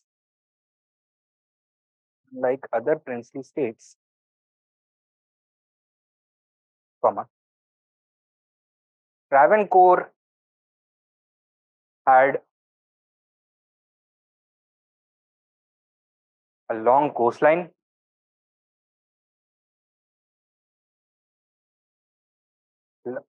flourishing shipping industry,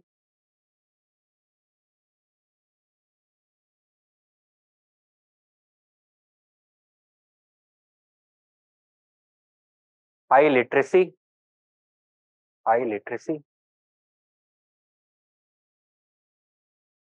and a relatively democratized a relatively democratized form of government. Form of government.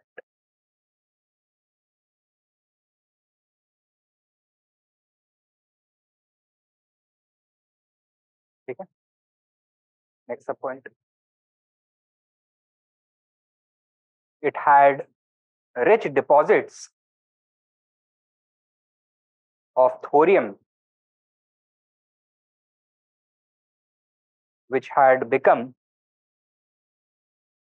a mineral of extremely high strategic value. Had rich deposits of thorium, which had become a mineral of extremely high strategic value with the dawn of the nuclear age. With the dawn of the nuclear age.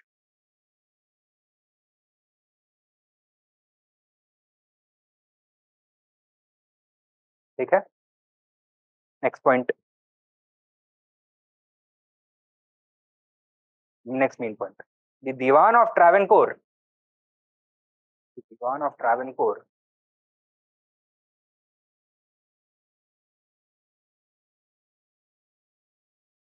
C.P. Ramaswamy Iyer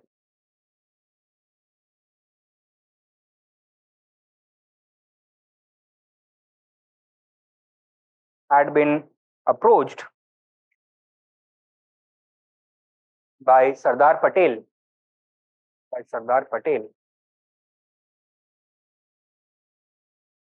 who had offered him extremely favorable terms.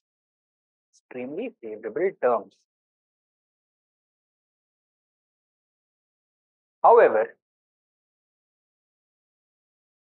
all these offers were rejected. All these offers were rejected. ठीक है. इसके बाद क्या होगा? Next main point, right?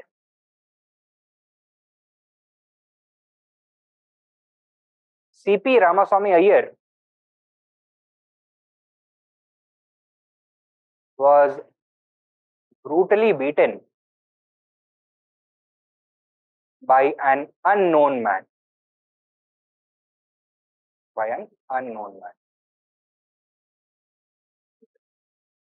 Assassination attempt. And इसके बाद क्या करेंगे? अस्पताल से ही तार भेजेंगे राजा को that you should sign the instrument of accession and wired the king to immediately sign the instrument of accession.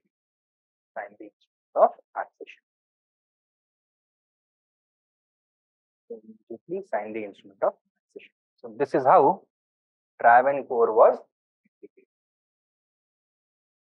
अब कौन से बचे? 3 ऐसे स्टेट्स जिन्होंने इंडिपेंडेंस के बाद sign. Number 4 Junagadh.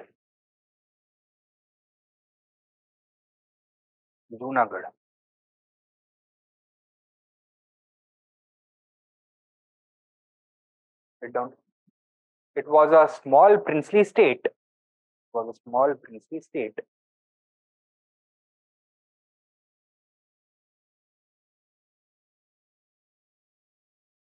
With a Hindu majority and Muslim Nawab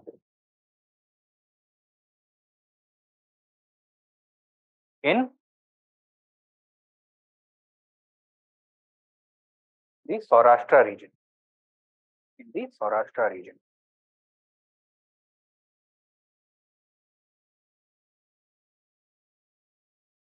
Its Nawab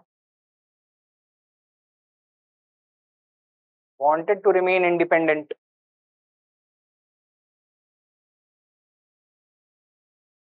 wanted to remain independent, but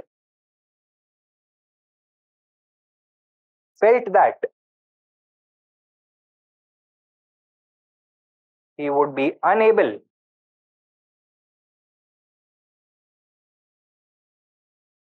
to sustain the state without active foreign help. Without active foreign help.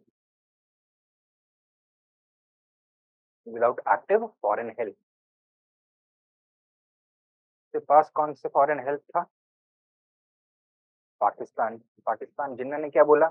You want our help? Sign the instrument of accession with us. Next point. Does he signed the instrument of accession? He signed the instrument of accession with Pakistan.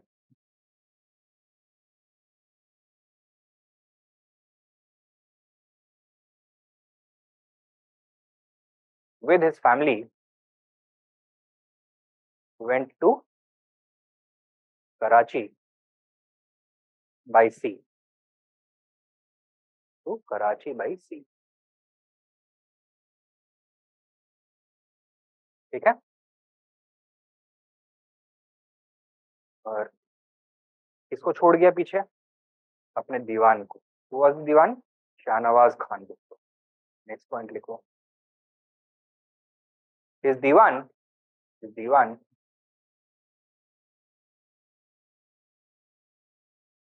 Shahnawaz Khan Bhutto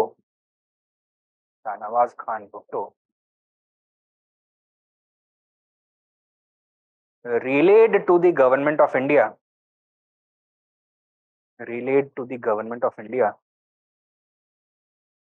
that Junagadh was now part of Pakistan.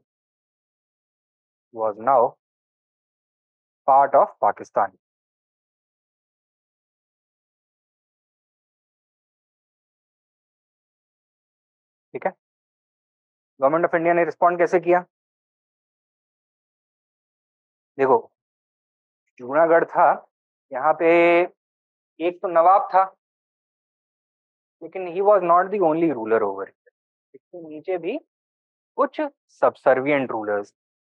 वो किसी minor principality का एक नवाब हो गया, minor principality का दूसरा नवाब हो गया. ठीक है. तो गवर्नमेंट ऑफ इंडिया अब क्या करेगा? इनको अप्रोच करेगा कि आप किसकी साइड हो भाई, आपको भी पाकिस्तान जाना है या फिर हिंदुस्तान में आना है. Right. And these people were persuaded by the government to sign the instrument of accession with India. देखो क्या लिखा अभी आपने? Was now part of Pakistan. The States Department, next point, the States Department convinced the vassals of the Nawab, the vassals, vassals of the Nawab to sign the instrument of accession,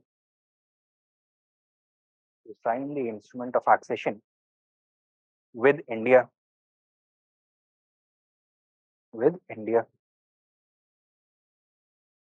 उन्होंने कर भी लिया. Right. अब नवाब क्या करेगा? शाहनवाज खान भुट्टो क्या करेगा? इनकी जो प्रिंसिपैलिटीज हैं इनके ऊपर आर्म्ड ऑक्यूपेशन करेगा. ठीक है. Write down. The Junagadh army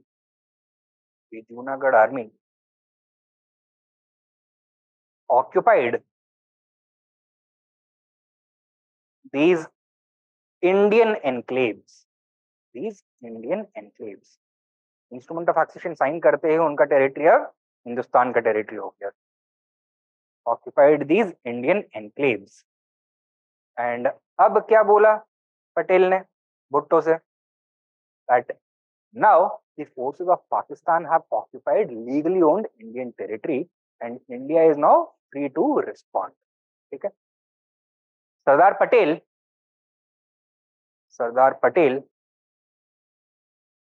threatened military action. Threatened military action.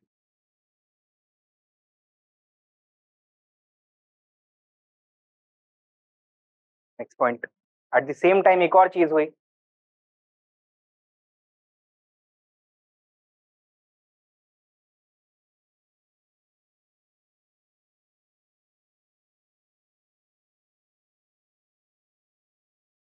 Shyamal Das Gandhi was a member of, he was a family relative of Mahatma Gandhi.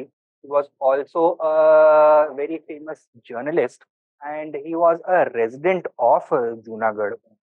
So Junagadh mein he was quite a popular figure. At this point of time, he was not in Junagadh, however, he was in Bombay, right? Shyamal Das Gandhi was approached by VP Menon to establish a provisional government of Junagadh. So Aarzi हुकूमत,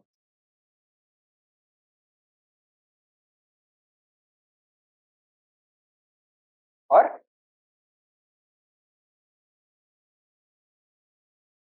provisional government in exile, right? इसका purpose क्या था? To claim legitimacy that the Nawab of Junagadh और शाहनवाज खान भुट्टो और Pakistan, they are not the legal legitimate government of Junagadh. Why? Because people support Shyamal Das Gandhi's Aarzi Hukumat of Junagadh. ठीक है? In response, the Nawab of Junagadh, Jinnah ने क्या कहा कि आप भी एक आरजी हुकूमत बना दो, right? He also established his own Aarzi Hukumat of Junagadh at Karachi. ये वाला कहाँ था? बॉम्बे में, राइट? एक डेडलॉक इमर्ज हो गया कि एक्चुअल लेजिटिमेट गवर्नमेंट कौन सी है. And how was this to be decided? People of the state are going to decide. That is what India insisted upon, right? अभी क्या लिखा है आपने last?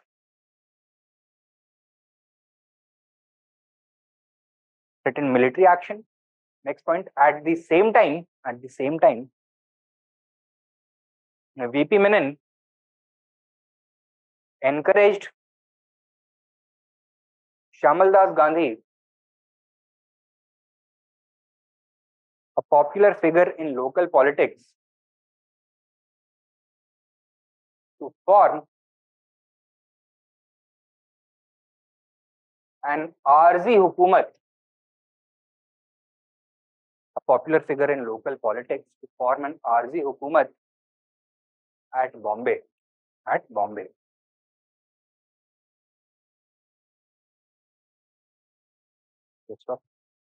The Nawab of Junagadh set up a rival government at Karachi. Set up a rival provisional government at Karachi.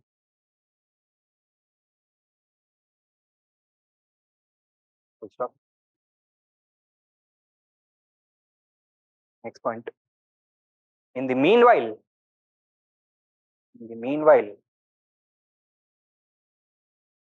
the Praja Mandal of Junagadh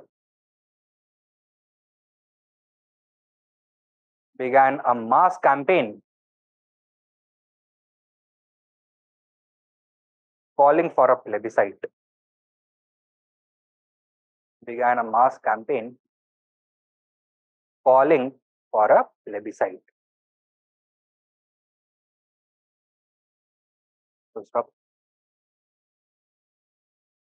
Sardar Patel and Shyamal Das Gandhi supported this call. Sardar Patel and Shyamal Das Gandhi supported this call.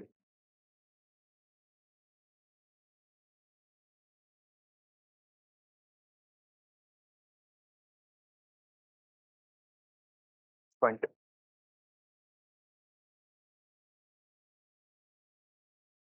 In the plebiscite,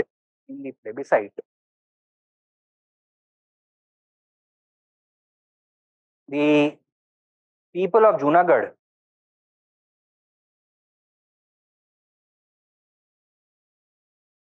with overwhelming majority, within brackets 99.1%,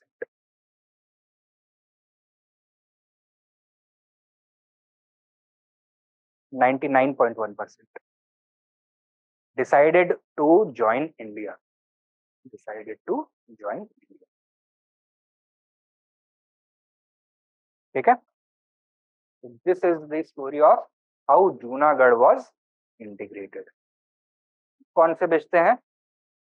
Hyderabad और Kashmir. Number 5, Hyderabad.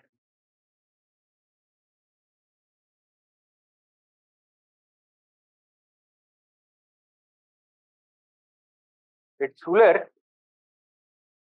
Nizam Usman Ali Khan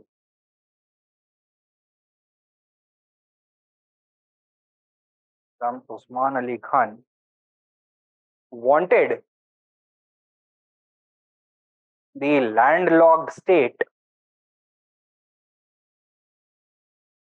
to become independent.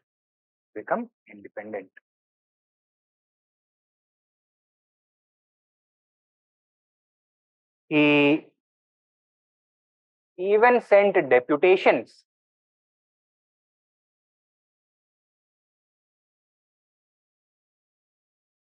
to European governments to finalize commercial and diplomatic agreements.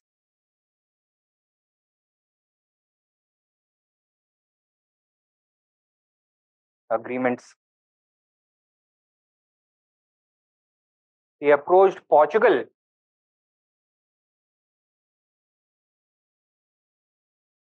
to lease or purchase Goa in order to provide it access to the sea. Lease or purchase Goa in order to lease. He also approached Portugal to lease or purchase Goa in order to provide it access to the sea. Provide Hyderabad access to the sea.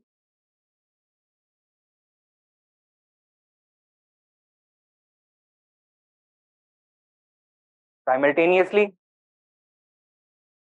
he appealed to Pakistan, the British, and the Americans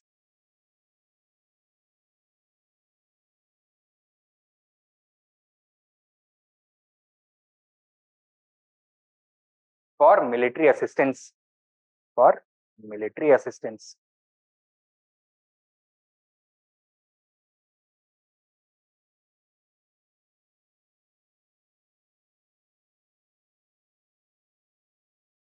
ठीक है? Next point. However, all these attempts failed. ना Portugal ने गोवा बेचने पे सहमति दी, ना किसी European country ने कोई ट्रेड अग्रीमेंट फाइनलाइज किया. पाकिस्तान ने भी मुंह मोड़ लिया कि इतनी दूर से हम कुछ नहीं कर सकते हैं. Right? Next point. In this scenario, he began encouraging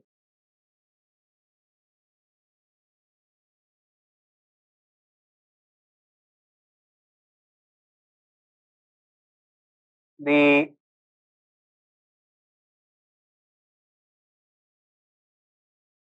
paramilitary group known as Razakars.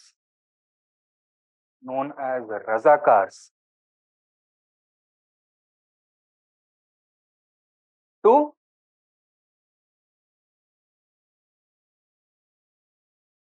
change the communal complexion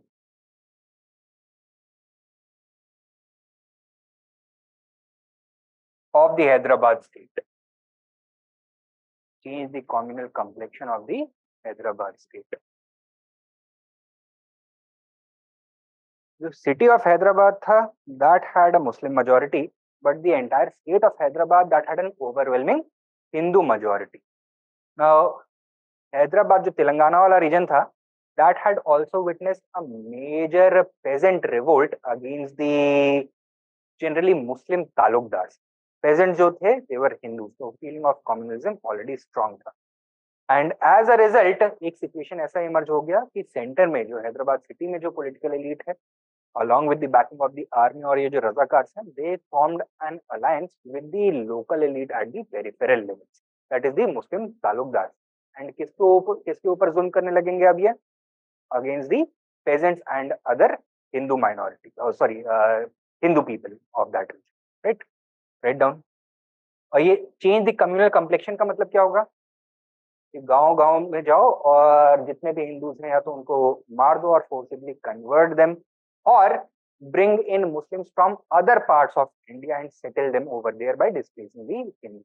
तो हिंदू majority province से अब ये Muslim majority province बन जाएगा, which would resist merger with, ठीक है, to change the communal complexion.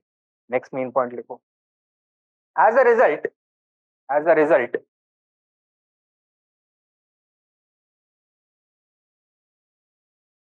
comma,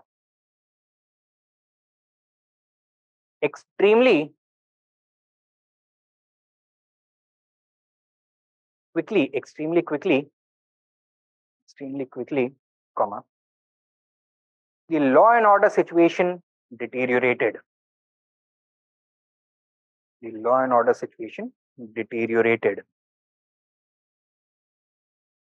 Stop. Next point.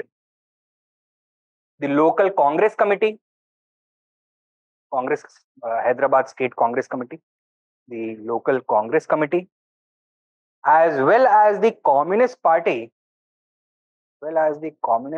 establishment,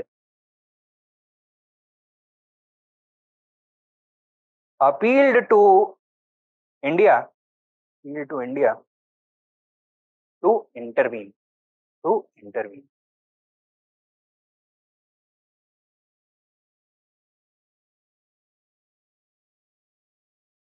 ठीक है, और इंडिया ने कैसे रिस्पॉन्ड किया? The police operation known as operation polo. Idea क्या था? That India is now responsible for the overall law and order of India. It has become the paramount power in India. And since law and order was being disturbed in Hyderabad state, it was India's responsibility to intervene. Write down. Next point. India responded with a police action known as Operation Polo. और जैसे जैसे Indian armed forces आगे बढ़े, the Razakars melted away.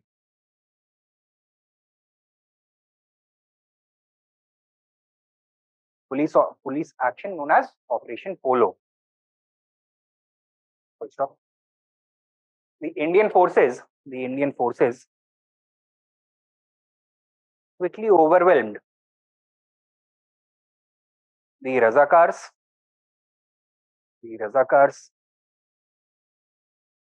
and reached the city of Hyderabad. Overwhelmed the Razakars and reached the city of Hyderabad.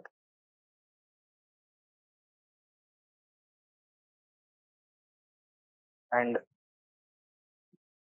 वहां पहुंचने से पहले ही जो निजाम साहब थे उन्होंने एक रेडियो एड्रेस दिया. क्या कि मुझे ये सब करने के लिए कोई दूसरा फोर्स कर रहा था, मैं अपने आप से नहीं कर रहा था ये सब, राइट? तो he said that the leader of the Razakars, एक पार्टी स्टैब्लिश हुई थी MIM, मुस्लिमीन इत्तेहाद करके ऐसी पार्टी, ठीक है, जो रजाकार्स थे उसी का पैरामिलिट्री विंग था. एंड ये जो MIM पार्टी का लीडर था, he, according to Usman Ali Khan, was the person who was actually pulling all these strings. So, as the Indian forces conducted Operation Polo, Razakars melted away, and jo Layak Ali, that is the leader of the MIM party, he was also forced to resign. And before the Indian forces could reach the city of Hyderabad, he had made this declaration to the people of Hyderabad, indicating that he was ready to sign the instrument of accession. Now, the Indian leaders also wanted to give a graceful exit to the Nizam, and thus they decided to make him the constitutional head of the reconstituted state of Hyderabad. तो उसका राज प्रमुख बना. ठीक है. Next point लिखूं. The Nizam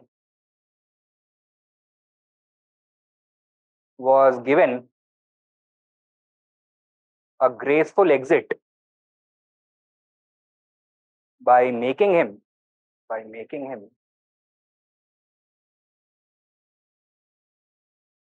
the Raj Pramukh of the reconstituted state of Hyderabad.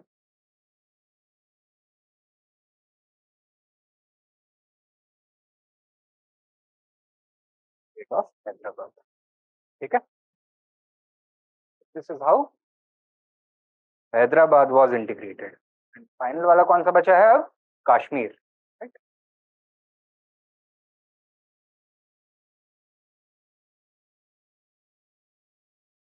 Kashmir after a break. ठीक है. तो half an hour का break लेते हैं, उसके बाद मिलते हैं. Then we are going to do this.